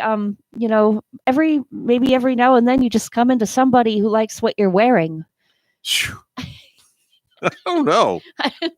But did she say they would look good on her son or anything? Or no, but I think she said they'd look good on her. Oh, I don't know. There was something wrong there. I don't know. Anyway, that's your stupid news for a Monday, April the 19th, 2021. And as we get rid of the stupid stuff, we go to the real stuff where Bonnie's standing by at the news desk, all brought to you by our good friend Hawk Levy at St. Lucie Jewelry and Coin. Here's Bonnie. Good morning, Bonnie. Good morning. A proposal has caused quite a stir among the residents of Indiantown. WPTV's Josh Navarro has the story. Fire and rescue came to my house. I had a hazardous condition, and they responded within so many minutes. Howard Lyndon Brown still has his home after it was saved by Martin County Fire Rescue. He was one of the dozens of people who voiced their concerns about the village's proposal of breaking ties with the county. If you look around at the ages of Indiantown people, who's going to volunteer? Who's going to buy the fire truck? Who's going to do all that cost? I mean, last Sunday, we didn't have water. There are pressing problems, and now you're trying to reinvent the wheel by creating a fire station? John Pasquale, a former volunteer firefighter, says it does not make sense for the village to have a volunteer-based fire and rescue department. My boss, he or she isn't going to say, "Oh, just don't do your job to run and put out a fire." You're going to need to man the You're going to have to pay people for the day and then at night too. I mean, how are you going to get all these people? Indiantown Council members Susan Gibbs Thomas and Martin County Commissioner Harold Jenkins co-hosted the event. Gibbs Thomas says while it appears the proposal would save money, it may be best to stay the course. If you look at the things that are not included, which it says right here, you have limited backup resources, which would be an extra cost. Then inspection and 911 dispatch is not included, so that's an extra cost. And I'm sure that there's a few other extra costs that we're not aware of. It's those many moving parts. There were talks about having this proposal put on the November ballot, but it will need the support of 3 council members to make it happen. So far, it only has 1. In Indiantown, I'm Josh Navarro, WPTV News Channel 5. A longtime South Florida nurse accused of making videos threatening Vice President Kamala Harris's life has been arrested on federal charges. Nivian Pettit Phelps of Miami Gardens was arrested following an investigation by the U.S. Secret Service. The 39-year-old, who has worked for Jackson Health System since 2001, faces charges of threats against the vice president, according to a criminal complaint. Governor Ron DeSantis says President Biden is responsible for a huge catastrophe at the southern border. DeSantis telling Fox News he blames Biden for dismantling former President Trump's border policies, says worked at stopping the flow of illegal immigrants. LG at the Port Mayaca lock and dam this week was nearly 3 times more toxic than the minimum level at which the federal government deems it unsafe. Samples taken Monday on the floodgate's west side measured 22 parts per billion of microcystin, a toxin sometimes found in cyanobacteria, more commonly called blue-green algae, according to the Florida Department of Environmental Protection. At 8 parts per billion, microcystin makes water too hazardous to touch, ingest, or inhale for people, pets, and wildlife. Well, lastly, Sharon Osbourne appeared on HBO's Real Time with Bill Maher Friday, her first TV interview since she departed the talk in late March after a heated exchange related to race on the CBS daytime talk show earlier in the month. Shared a conversation rich in personal grievances and hand-wringing about cancel culture, but little in the way of accountability and soul-searching. The 2 rehashed events that led up to Osbourne leaving the talk on the controversial March 10 episode. Osbourne told fellow co-hosts she felt under siege after defending her friend Piers Morgan's comments that he didn't believe a word Duchess Meghan said in her interview with Oprah Winfrey a few days earlier. I feel like I'm about to be put in the electric chair because I have a friend who many people think is a racist, and that makes me a racist, according to Sharon Osbourne on The Talk.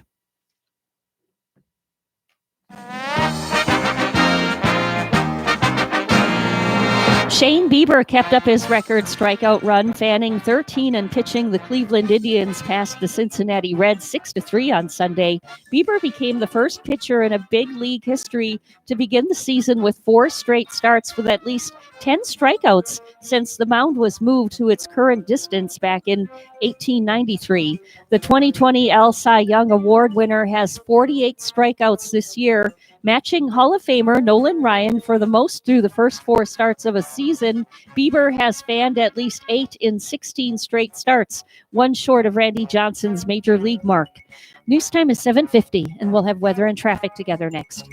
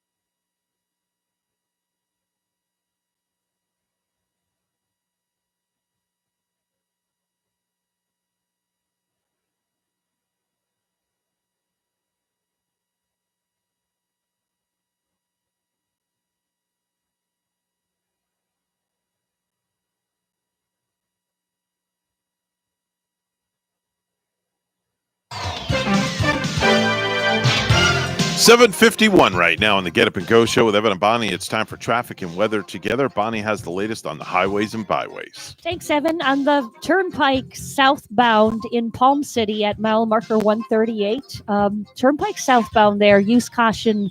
There is a barricade in the left lane. And we do have another accident as I'm bringing this up. This one is on I-95 southbound in Stewart at mile marker 101. It is a vehicle crash, and it doesn't look like there's roadblock there at the moment. And there's your latest look at traffic. And we have 75 in Stewart this morning. In Windham, New York, it's 36. Here's our forecast at WPTV. It's a mild and muggy start to the morning along the Treasure Coast. Temperatures in the low to mid 70s with some showers possible for the morning drive. This afternoon, highs in the mid 80s, scattered showers and storms possible as a front moves across central Florida. Some of those storms could be strong to severe.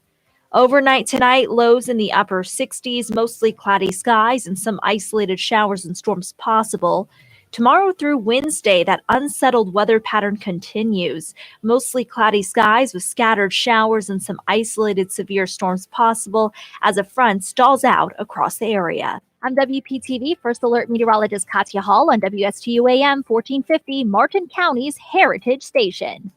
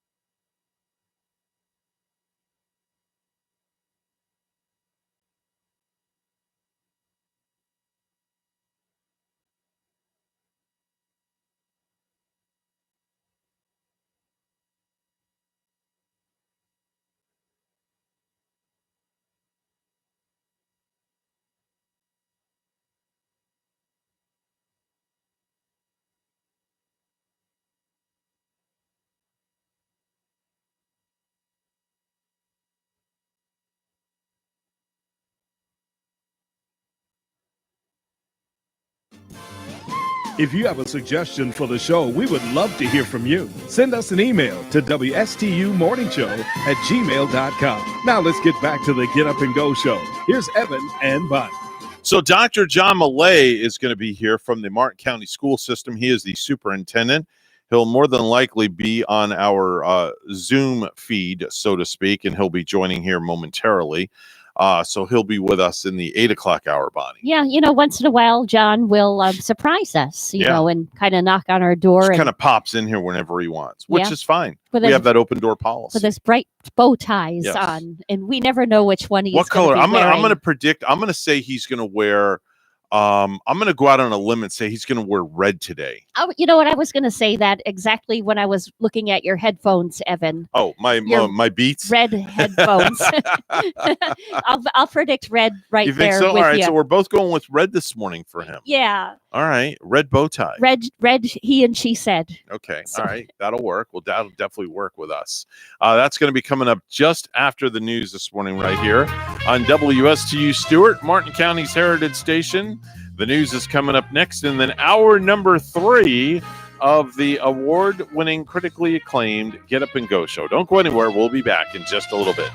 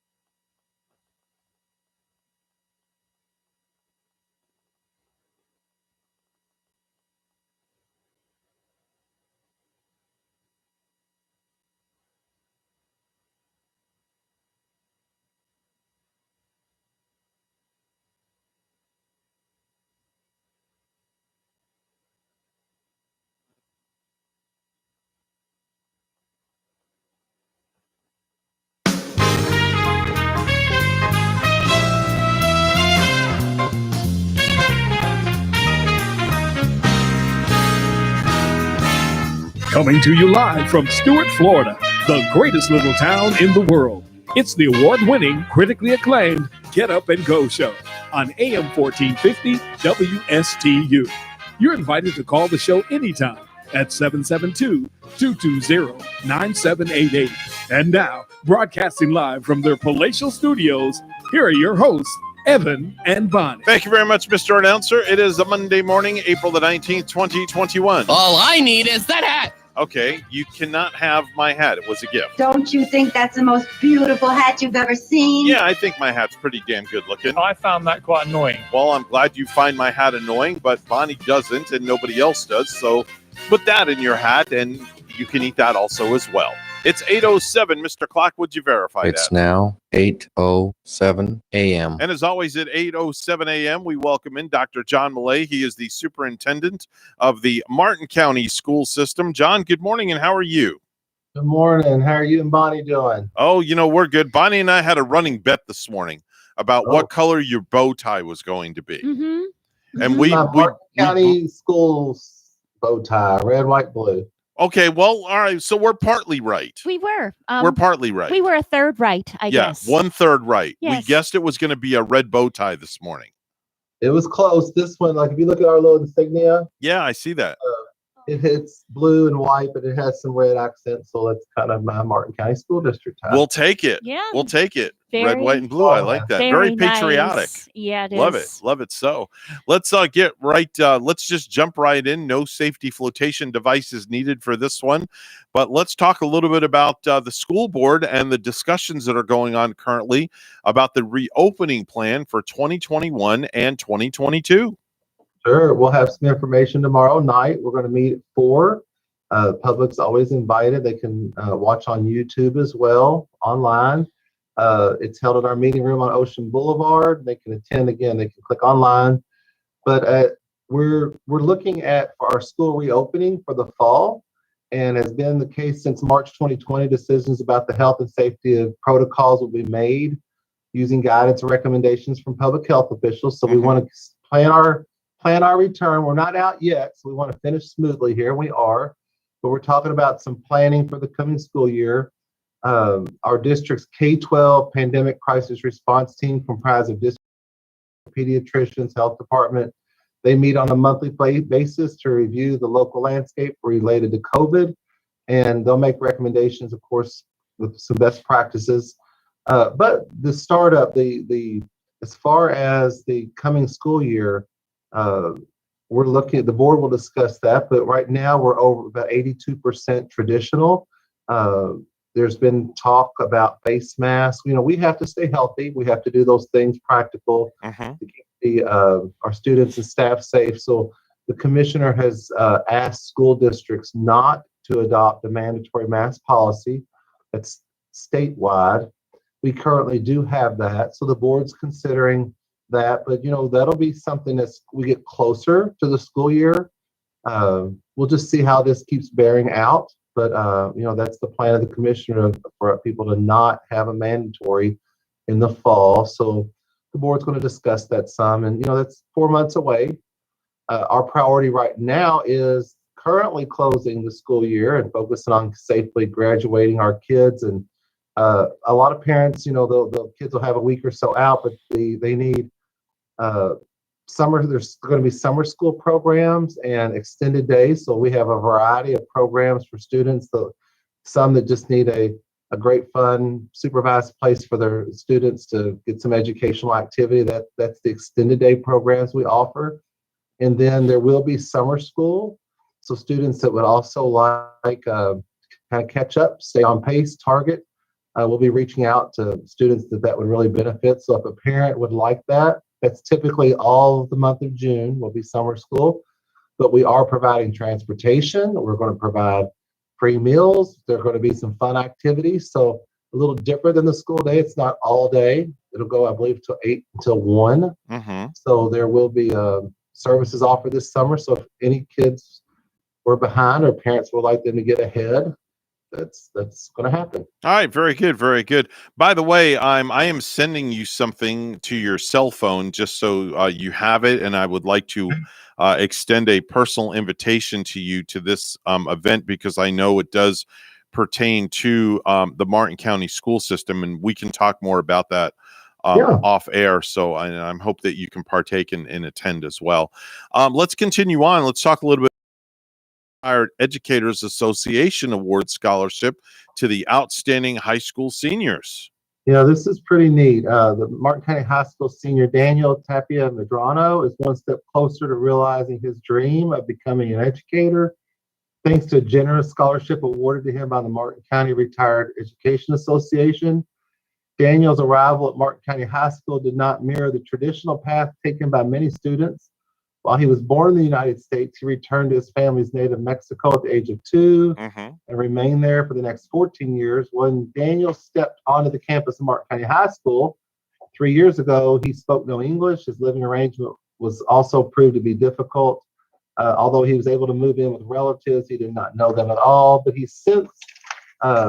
Daniel plans to continue his studies at Indian River State College in the fall, pursuing a degree in education. Just 3 short years removed from speaking only Spanish. So his drive to help his fellow second language learners reach their full potential for success in their academic and career goals is sincere. His nominating teacher shared. She shared he's flexible, highly approachable, always demonstrates excellent interpersonal skill, and he's humble. So lots of great words about how he's aligned with the growth mindset of a teacher, and it sounds like he's on his way. So we're proud language learners throughout this district. He's one of many examples how a Martin County student chasing his goals with persistence and determination. So proud of him and all the faculty and staff that have helped him. So he's just one of our many success stories. You can give him a nice little applause. Yes, a round of applause. Yeah. Definitely. Round of applause, without Surely. a doubt. For sure. For sure. Something that's very important coming up once again, and it's going to be a little different than your usual, is the graduations. We've got four schools that are going to be having, I guess we can't say traditional because of COVID, but they're going to do the best they can. So let's discuss those the schedules coming up for these schools. Yeah, we're really excited about graduations coming up. That's a great time of the year for new endings and new beginnings for our seniors. So Clark Advanced Learning Center, Saturday, May 15th, held at Jensen Beach High School at 9:30 a.m. Jensen Beach High School is Wednesday, May 19th at 8:30 a.m. Martin County High School, Thursday, May 20th, 8:30 a.m. South Fork High School, May 21st, 8:30 a.m. So our 3 comprehensive high schools, 19th, 20th, and 21st. Each ceremony will take place in the school's football stadium and will be live streamed. For graduates and guests who will be participating from home, they each can bring guests that's lined out with them in their school. As ceremonies for Jensen Beach High School will be held on regular school days. This is important. The bell schedules for underclassmen have been modified for the date of each school ceremony. The school day will begin at 11 a.m. for all underclassmen on the date of their school's class of 2021 graduation ceremony. So parents will have to pay particularly close schedules, meal information, and transportation schedules for the dates of graduation ceremonies are available on martinschools.org website. Now, the graduating class is coming up. The class of, the class 2021. Is there a limit on how many guests a student is allowed? That's going to be in person, and I'll be handing them their diplomas with their faculty that are there. To my understanding, it's 2 at this point, but we are live streaming that, and I believe that was similar to last year, but we'll be able to move through it a little more efficiently, having done it once. So that's what the plan is at this point. But students have been given all that information. It's went home. It's out there for the parents, so they've been made aware, but it sneaks up on you. Okay. And you will be on stage for each of the graduations presenting the diplomas. Each one. Clark, Wow. May 15th, and then the other three, the 19th, 20th, and 21st. No handshaking though, right? Maybe we'll do a virtual high five or some of that. We'll see. Little fist bump, maybe. Yeah. There you go. That'll work. Another question I wanted to ask you is, what is in store for next year? Are we going back to traditional learning where it is going to be mandatory for in-person learning? Well, that's our plan. Now the board has that ultimate decision. That's what they'll be talking about Tuesday. Okay. But right now we have less than 20% of our students that are remote or doing Florida virtual. So the push, of course, from the president of the United States all the way down about reopening schools. We know the state of Florida has certainly pushed and done a great job of trying to keep schools open, in particular Martin County. So most of our kids, the vast majority, have been traditional. That would be the expectation for the coming year, but our board ultimately makes that decision. But parents will have options. They will definitely have Florida virtual at this point in time, that if they choose to do that. So those options are talked about tomorrow. All right, very good. That's Dr. John Millay. He is the superintendent of the Martin County school system. If you ever need any information about anything pertaining to the school board, the website to go to is martinschools.org. That's martinschools.org. That is the website where there is a plethora of information, and you can pretty much log on and get anything that they may need. Right, John? That's right. Click around. There's the dashboards that keep them up to date on COVID, on enrollment. I would encourage, there's a lot of parent resources, enrollment information. And again, any parent that's still, I know it's a little late in the school year, but if they have been doing remote homeschooling their children, they are welcome back tomorrow if they would like to come. As soon as they call the school, if they'd like to learn more about what's happening now, we would like to finish strong with them. So it's still not too late to get back in the if they'd like to reacclimate to school before the fall, we'd be happy to talk to them. So there's no waiting period. If somebody wants to go from remote learning to traditional learning back in person, all they have to do is make a phone call and that's it.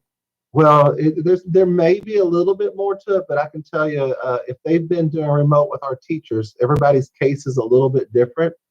If they've been doing remote with us, which would be they're doing synchronous instruction. They've been sitting home watching their teacher. They could come right back. I mean, short of there being something some medical issue we didn't know. But typically our remote students, yes, could come right back. Beautiful, beautiful. John, always a pleasure to have you on, and we will definitely speak soon. All right. Thank you. All right. You take care and have a great day. That's Dr. John Millay. He is the superintendent for the Martin County school system. It's time for the Precious Metals Report. It's all brought to you by our good friends at St. Lucie Jewelry and Coin. Gold opening up at $1,776.70 an ounce, and silver opening up at $25.82 an ounce. That is the Precious Metals Report, and it's always brought to you by St. Lucie Jewelry and Coin.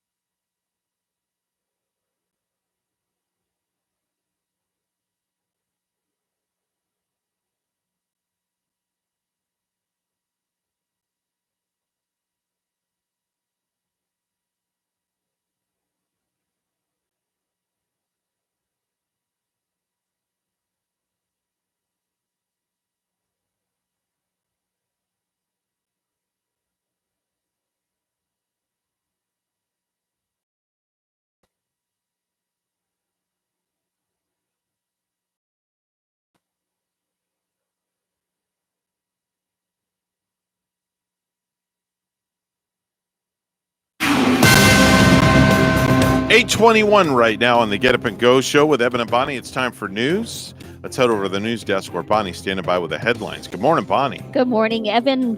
Governor Ron DeSantis says President Biden is responsible for a huge catastrophe at the southern border. DeSantis telling Fox News he blames Biden for dismantling former President Trump's border policies, which DeSantis says worked at stopping the flow of illegal migrants. Coyote sightings are increasing across South Florida this spring. Zoo Miami's Ron McGill says he thinks the population is increasing, but the coyotes are becoming more noticeable as we develop more land. This is a natural migration. It's not an introduced species. They're normally shy, reserved animals, but obviously some of them are getting bolder and they're becoming more visible. So it is not uncommon that they are here. McGill says if you encounter one, don't be scared. Coyotes are not a threat to humans, but they are to small dogs and cats, so never leave your pets outside unattended. Street racing may be to blame for 2 fatal accidents this weekend. A driver believed to be racing was killed in Volusia County, and a hit-and-run driver killed in Brevard County. A Florida hospital is testing a treatment to help COVID-19 patients avoid some of the damage from one of the virus's worst side effects. Sarasota Memorial Hospital is taking part in a national phase 2 trial of a treatment targeting one of the most dangerous aspects of COVID, excessive inflammation that could lead to organ failure and death. This is addressing the inflammatory response, which is what gets out of hand and what kills people. The hospital's Dr. Kirk Volker says the IC14 protocol targets an immune system protein called CD14 that helps immune cells fight viruses but can go overboard. Results are expected early next year. I'm Gordon Bird. The coronavirus is responsible for 35 more deaths in Florida. The Department of Health also announcing over 6,800 new cases. A World War II era plane taking part in the Cocoa Beach Air Show made an emergency landing in the ocean near Patrick Force Base beaches Saturday afternoon. No one was injured, emergency officials said. A video posted to Twitter showed the single-engine TBM Avenger making a soft landing in the shallow water south of Cocoa Beach. In the footage, the plane descends low in a controlled fashion before coming to a skidding halt in the ocean, sending up spray and foam, landed safely on the surface of the ocean. Algae at the Port Mayaca Lock and Dam this week was nearly 3 times more toxic than the minimum level at which the federal government deems it unsafe. Samples taken on Monday on the floodgates west side measured 22 parts per billion of microcystin, a toxin sometimes found in cyanobacteria, more commonly called blue-green algae, according to the Florida Department of Environmental Protection. At 8 parts per billion, microcystin are too hazardous to touch, ingest, or inhale for people, according to the U.S. Environmental Protection Agency. A Vero Beach man was arrested early Sunday morning after a relative told police the man had a bomb he was planning to bring to an airport. According to officials, Michael Ferris, age 39, was taken into custody after police received a call about 7:40 p.m. Saturday reporting a suspected bomb threat on a boat anchored north of Vero Beach Municipal Marina in the Indian River Lagoon, said Officer Daryl Rivers of the Vero Beach Police. City police contacted the St. Lucie County Sheriff's Office bomb squad after finding what appeared to be an explosive device on Ferris's backpack while escorting him off his boat. The device, Ferris told officials, was a dummy type of bomb with 2 butane canisters, 1 gallon of water, and wires wrapped in duct tape. He also said he suffered from mental illness and that there was a person inside his head named Rudy who was brainwashing him through LSD and psychotherapy. The relative who reported Ferris said he sent her a video saying he had made a bomb and was going to take it to an airport, Rivers said. Officials did not know what airport he planned to take it to. Ferris was booked into the Indian River County Jail early Sunday without bail on a charge of making, possessing, throwing, projecting, placing, or discharging any destructive device. Lastly, Sharon Osbourne appeared on HBO's Real Time with Bill Maher Friday. That was her first TV interview since she departed the talk in late March after a heated related to race on the CBS daytime talk show earlier in the month. Osbourne and Maher shared a conversation rich in personal grievance and hand-wringing about cancel culture, but little in the way of accountability and soul searching. The two rehashed events that led up Osborne leaving the talk on the controversial March 10 episode. Osborne told fellow co-hosts she felt under siege after defending her friend Piers Morgan's comments that he didn't believe a word Duchess Meghan said in her interview with Oprah Winfrey a few days earlier.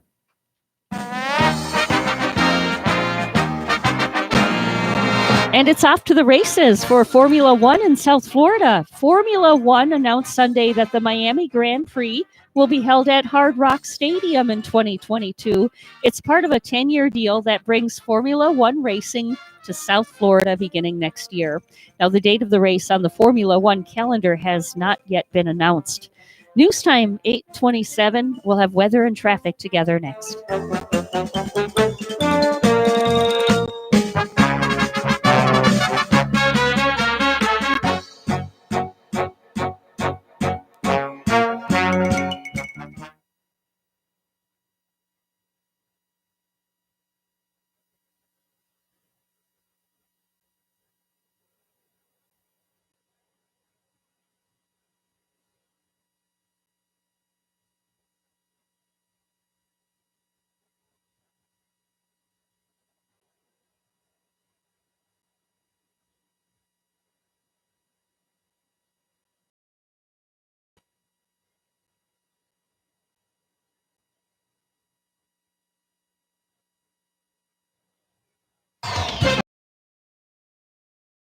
'27 on the Get Up and Go show with Evan and Bonnie. It's time for traffic and weather together, all brought to you by Code Red Roofers. Bonnie? Well, on I-95 northbound this morning in Hobe Sound, there is an accident, and this is at mile marker 93. This is I-95 northbound in Hobe Sound. No roadblock is showing from that accident. And on the Turnpike southbound in the Palm City area at mile marker 138, slow down, use some caution because there is a barricade in the left lane. And there's your latest look at traffic. In Stuart this morning, a partly to mostly cloudy 77, and it's 75 in Port St. Lucie. Here's our weather update at WPTV.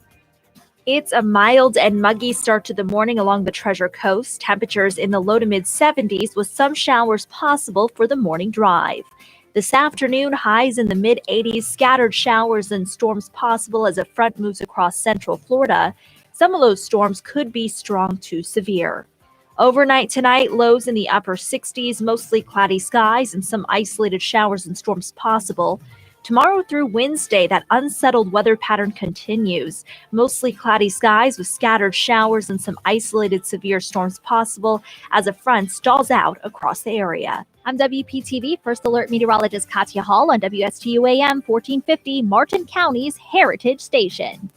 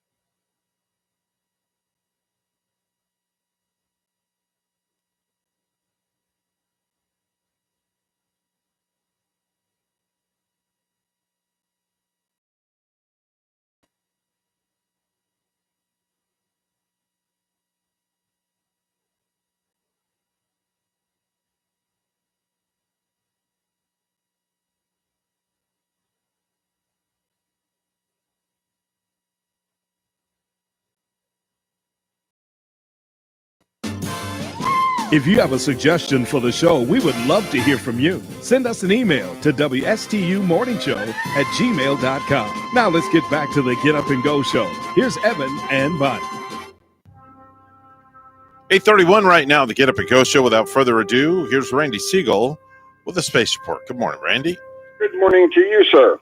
Well, it was on this date in history in 1967 that NASA landed its Surveyor 3 spacecraft on the moon. As it turned out, that Surveyor 3 was 50 years later by astronauts Pete Conrad and Alan Bean in 1969. The Soviet Union launched their first space station, Salyut 1, into orbit on this date in history. They also, on this date in history, orbited their Salyut 7 space station into orbit. That took place in 1982. We had the 200th spacewalk that took place in space by Gennady Manikov and Alexander Polyachek. They left the Mir space station and they were working with their Strela boom, and unfortunately, one of the handles broke off and they could no longer use that particular instrument. And also, NASA launched its STS-100 spacecraft in 2001. We're sad to report that a longtime space advocate and someone who knew space like nobody else and let us know about the Soviet space program, Nicholas Johnson, has passed away. Nick Johnson was the one who told us the most about the then Soviet Union space program, as he had a lot of tracking knowledge and inside knowledge. Eventually, he went on to work for NASA as the chief scientist for orbital debris. So he will be sorely missed. Well, it happened this morning. Yep, just about 3:30 this morning, we had the spacecraft Ingenuity, the little helicopter that could take flight from Mars. What makes it even more interesting is that they didn't start getting information back until 6:15 this morning about its flight. And the flight that took place allowed the vehicle to go up just about 10 feet.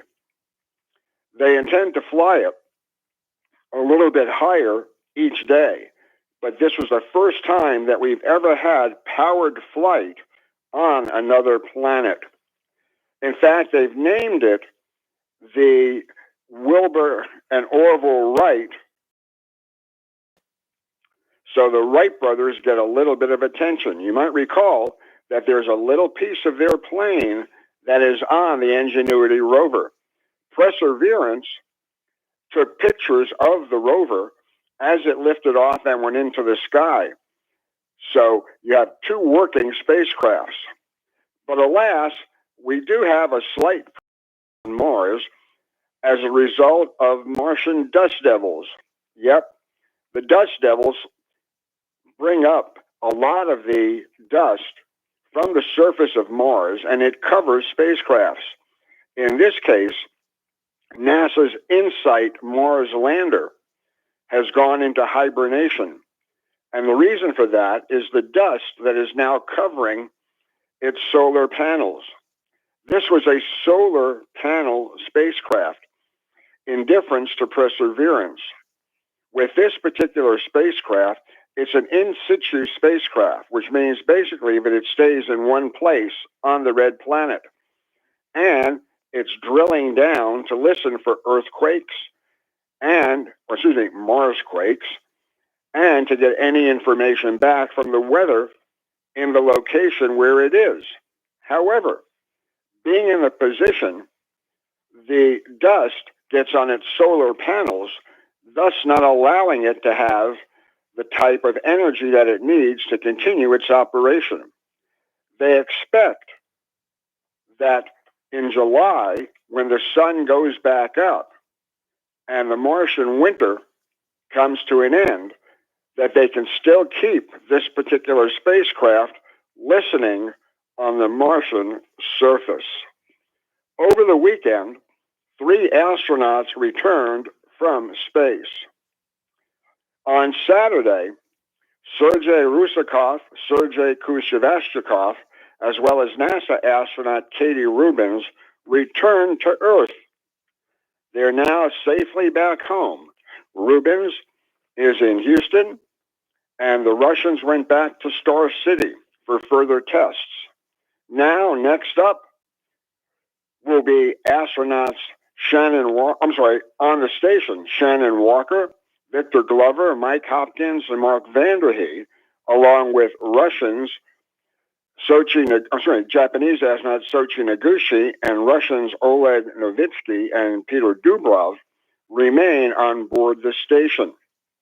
Later this month, about the 22nd, before the week is over, we should see NASA and SpaceX launch the next Falcon spacecraft to the space station. That will carry Shane Kimbrough, Megan MacArthur, Akihiko Hoshide from Japan, and Thomas Pasqua from the European Space Agency.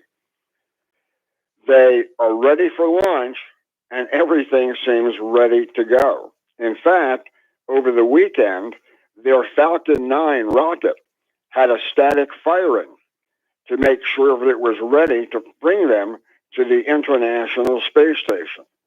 Everything went extremely well in the static firing, so there should be no reason they can't fly later this week.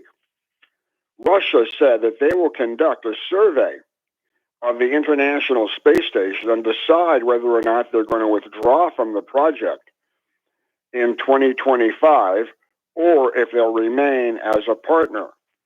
Russia has stated that they would like to have their own independent space station in orbit. So now it's whether or not they have the resources to do so and whether they'll be able to continue what they're doing. There are a number of traditions that astronauts do before they get to the space station. Not that they're superstitious, but it just goes on. One of the things is they sign the reusable rocket. Their last meal before lunch, astronauts choose a special meal they want before they're launched. The lead astronaut plays a game of hearts with the head of the NASA office until he wins.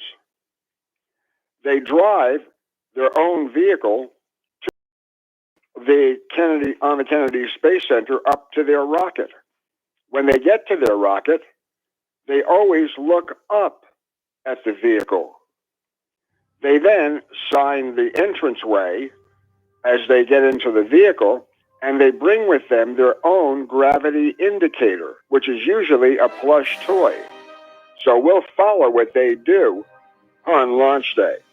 Tomorrow we're going to tell you about a static firing of spaceship serial number 15 and Boeing, who may fly shortly.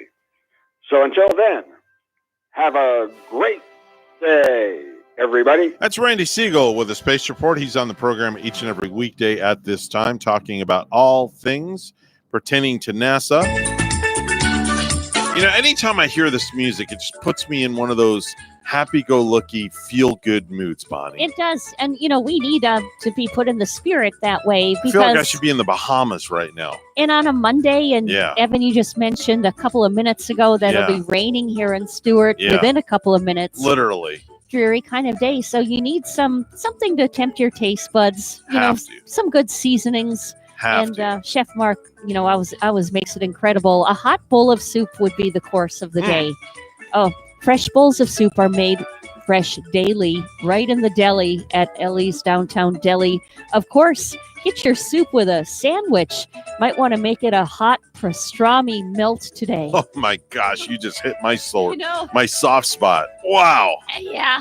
On your choice of bread with a spicy cilantro mayo and pepper jack cheese, you get hot pastrami pressed with the sauteed onions, banana, and cherry peppers, served with a side item, 2 of your choice. And like I said, get the fresh, hot bowl of soup. Goes great on a day like today at Ellie's Downtown Deli in Stuart. Now with their patio back open, plus they're at 50% dining inside with a full menu for pickup or delivery. Ellie's also has full dinners available for takeout, plus their fabulous desserts as well. Call 772-781-6605 to order and pick up today. They're located at 18 Southeast 6th Street, just off Colorado in Stuart. Call 772-781-6605. Ellie's Downtown Deli in Stuart. It is 8:42 right now. It's time for news once again. All brought to you by our good friends at St. Lucie Jewelry and Coin. For the best deals in town on any type of precious metals, it's St. Lucie Jewelry and Coin. Stop by and say hello to Hawk Levy. Here's Bonnie with the headlines. Good morning. Once again, a proposal has caused quite a stir among the residents of Indiantown. WPTV's Josh Navarro has the story. Fire and rescue came to my house. I had a hazardous condition, and they responded within so many minutes. Howard Lyndon Brown still has his home after it was saved by Martin County Fire Rescue. He was one of the dozens of people who voiced their concerns about the village's proposal of breaking ties with the county. If you look around at the ages of Indiantown people, who's going to volunteer? Who's going to buy the fire truck? Who's going to do all that cost? I mean, last Sunday, we didn't have water. There are pressing problems, and now you're trying to reinvent the wheel by creating a fire station? John Pasquale, a former volunteer firefighter, says it does not make sense for the village to have a volunteer-based fire and rescue department. My boss, he or she isn't going to say, oh, just don't do your job to run and put out a fire. You're going to need to man you're going to have to pay people for the day and then at night too. I mean, how are you going to get all these people? Indiantown Council members Susan Gibbs Thomas and Martin County Commissioner Harold Jenkins co-hosted. Thomas says while it appears the proposal would save money, it may be best to stay the course. If you look at the things that are not included, which it says right here, you have limited backup resources, which would be an extra cost. Then inspection and 911 dispatch is not included, so that's an extra cost.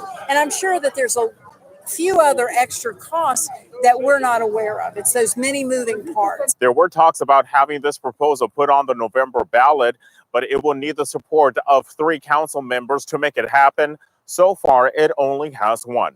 In Indiantown, I'm Josh Navarro, WPTV News Channel 5. A longtime South Florida nurse accused of making videos threatening Vice President Kamala Harris's life has been arrested on federal charges. Nivian Pettit Phelps of Miami Gardens was arrested following an investigation by the U.S. Secret Service. The 39-year-old, who has worked for Jackson Health System since 2001, faces charges of threats against the vice president, according to a criminal complaint. Governor Ron DeSantis says President Biden is responsible for a huge catastrophe at the southern border. DeSantis telling Fox News he blames Biden for dismantling former President Trump's border policies, which DeSantis says illegal immigrants. A World War II in the Cocoa Beach Air Show made an emergency landing in the ocean near Patrick Space Force Base beaches Saturday afternoon. No one was injured. A video posted to Twitter showed the single-engine TBM Avenger make a soft landing in the shallow water south of Cocoa Beach. In the footage, the plane descends low in a controlled fashion before coming to a skidding halt in the ocean, sending up spray and foam. In another video captured by Melanie Schrader of O'Galley, the plane's single propeller can be seen no longer spinning as it glides toward the shallow water. Dozens of people in the water look up as it passes close overhead, and bystanders express shock as they watch the small aircraft make its descent. The plane landed safely on the surface of the ocean. Street racing may be to blame for 2 fatal accidents this weekend. A driver believed to be racing was killed in Volusia County, and a hit-and-run driver killed 2 sisters in Brevard County. Well, lastly, at the ACM Awards last night, Luke Bryan took home Entertainment of the Year. Morris won Top Female Vocalist, and Song of the Year for Bones. Thomas Rhett was named Top Male Vocalist.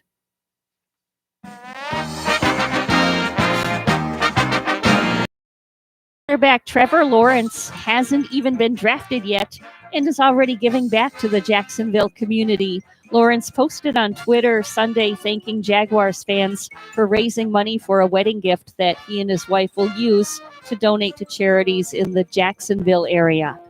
Our news time is 8:46. We'll have weather and traffic together next.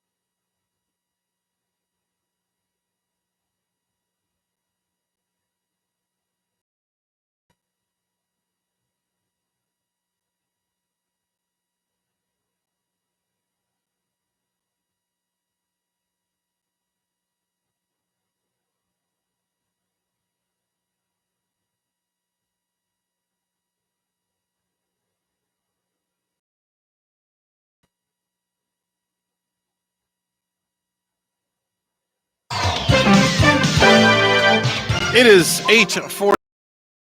The Get Up and Go show with Evan and Bonnie. It's time for traffic and weather together. Let's see what's going on the highways and byways. Bonnie's at the traffic desk. Good morning, Evan. There is one accident to report, and this one is in Hobe Sound on I-95 northbound at mile marker 94, I-95 northbound, and there's no roadblock at the moment. And there's your latest look at traffic. It's a partly to mostly cloudy 7 in Palm City, and in Cadiz, Spain this morning, it's 67 degrees. And here's our forecast from WPTV. It's a mild and muggy start to the morning along the Treasure Coast. Temperatures in the low to mid. Some showers possible for the morning drive. This afternoon, highs in the mid-80s, scattered showers and storms possible as a front moves across central Florida. Some of those storms could be strong to severe. Overnight tonight, lows in the upper 60s, mostly cloudy skies and some isolated showers and storms possible. Tomorrow through Wednesday, that unsettled weather pattern continues. Mostly cloudy skies with scattered showers and some isolated severe storms possible as a front stalls out across the area. I'm WPTV First Alert Meteorologist Katya Hall on WSTU AM 1450, Martin County's Heritage Station.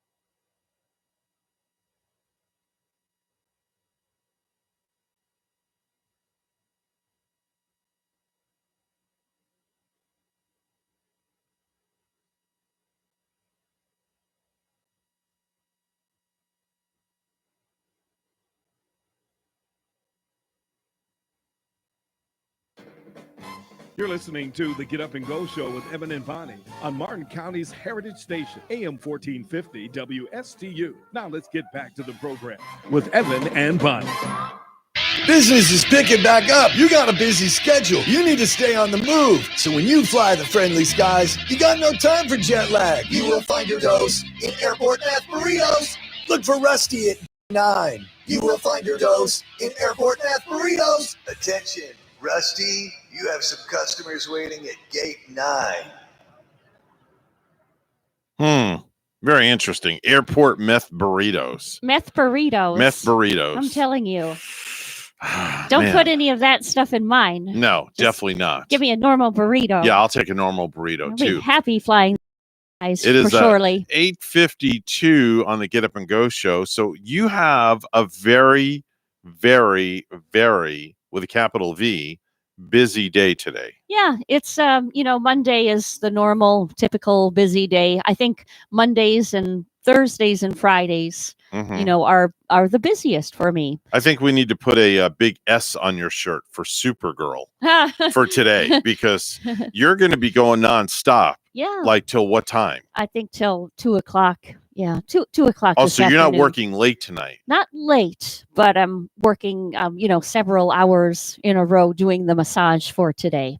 Okay. So many, many hours without a single break in there. Ooh, So I'm guaranteed. That's brutal. I might though. be, just a little bit tired a little bit later on. That's brutal though, isn't it though? So many hours. I mean, how do your hands handle that? They become strong hands and quite conditioned, I guess, after a while. And keep in mind, we can use our elbows too instead of our hands. Wait a minute. So in other words, you can go like this Oh, yeah. and do somebody's back? Yeah, we can dig our elbow in right up there on the side of your spine. Really? First thing you learn when you become a massage therapist is you want to avoid the spine because that's a dangerous area. But that Okay. fleshiness part that you feel outside of your Okay. spine, that's where we like to grind our elbow and sink that elbow right in there. Now let me ask you a question. Yeah. When you're massaging somebody's back and you notice like you're starting to feel like little pieces or things like that, is that dead skin coming off of somebody's back? Because you put lotion on their back when you're massaging them or oil, and as you're massaging, all of a sudden you're starting to feel like little pieces come up or whatnot. Is that like dead skin? I guess it can depend on the person, Right. And sometimes we have to use a lot of lotion, like more lotion, say like on a hairy back. I was just going to say that on somebody that may have a copious amount of hair on their back. Oh yeah. Because like if you were to do my back, forget it. Forget it. Loads of lotion would be you would required? you would have to use loads of lotion. Okay. Because of if you were to just do normal without lotion, Yeah. it would be like you're waxing my back. Uh-oh. It would hurt. That would I mean, the pain would Yeah. be like it would be ridiculous. Yeah, we wouldn't want to be pulling like any little back hairs on you. No. Yeah. That would hurt. Evan, I've got a couple of fun facts for Tell me, please. some factual tidbits. The longest movie ever to get a wide release, a theatrical version where this movie was actually seen in theaters. Do you have any guess what movie it might be? No. It has actually been Gone with the Wind.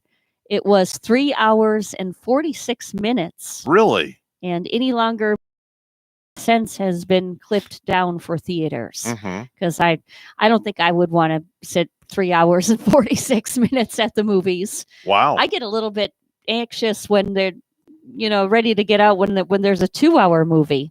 Okay.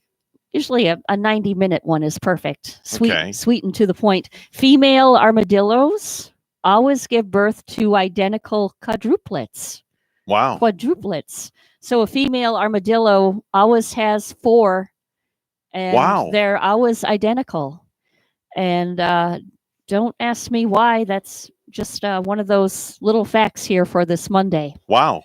Yeah. Okay, that's interesting stuff. It is. That's pretty interesting stuff. It's insane, right? What you can find out about things in nature. Things just sound like freaks of nature, and that's one for you. Where if you're a female armadillo, you're always going to produce those identical quadruplets. And 4. Always 4. Always 4 of them. Little fun-filled facts that you never knew. That is cool.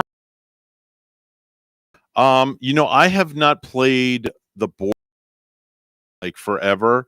I just know like every time you pass go, you collect what is it, $200? Yeah, I think or it something is like that. $200. And then if you can get the get out of jail card. Yep. You want to get out of jail. You and don't then want to land there's- on go directly to jail. And then there's like the most expensive properties, I think, are Park Place. Yeah, you're And right. the least expensive is Baldwin, if I'm not mistaken. The least expensive. Is it Baldwin? Was it Illinois Avenue or something? Maybe. Baldwin is the blue, or Boardwalk. Boardwalk is the blue, Boardwalk is the blue. which is the most expensive. That's the most expensive. Yes. Yeah. Yeah, and Mediterranean is yellow, I think. And Atlantic was And yellow. Atlantic, it You're was right. You're right. What was red? I can't remember.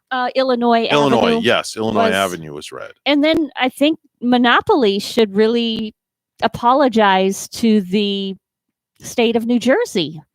And I'll tell you why. Marvin Gardens, MARV. Oh, that's another one. Yes, Marvin Gardens. Yeah. I remember that one. Okay. On the Monopoly board has always been misspelled.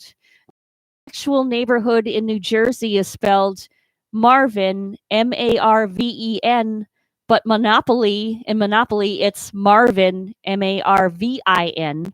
And well, Parker Brothers actually did apologize for the mistake in 1995. Really? Yeah. Wow. So they made a big boo-boo. Yeah, so it looks like it's been misspelled all that time. Oh my gosh. Yeah. Have you ever played a game of Monopoly with someone, with your friends, and the game just got you oh so mad? Yeah, I've actually flipped a board game or two in my time.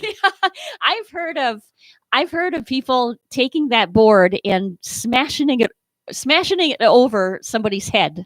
Yeah. Of getting so mad, so upset from Monopoly. I have I've just flipped the board. Yeah. I got so damn ticked off. I think it's happened to me a time or two too. Yeah, without a doubt. That and Trouble. Yeah. Oh, Trouble's another one where you click it, you click that the damn little piece of dice.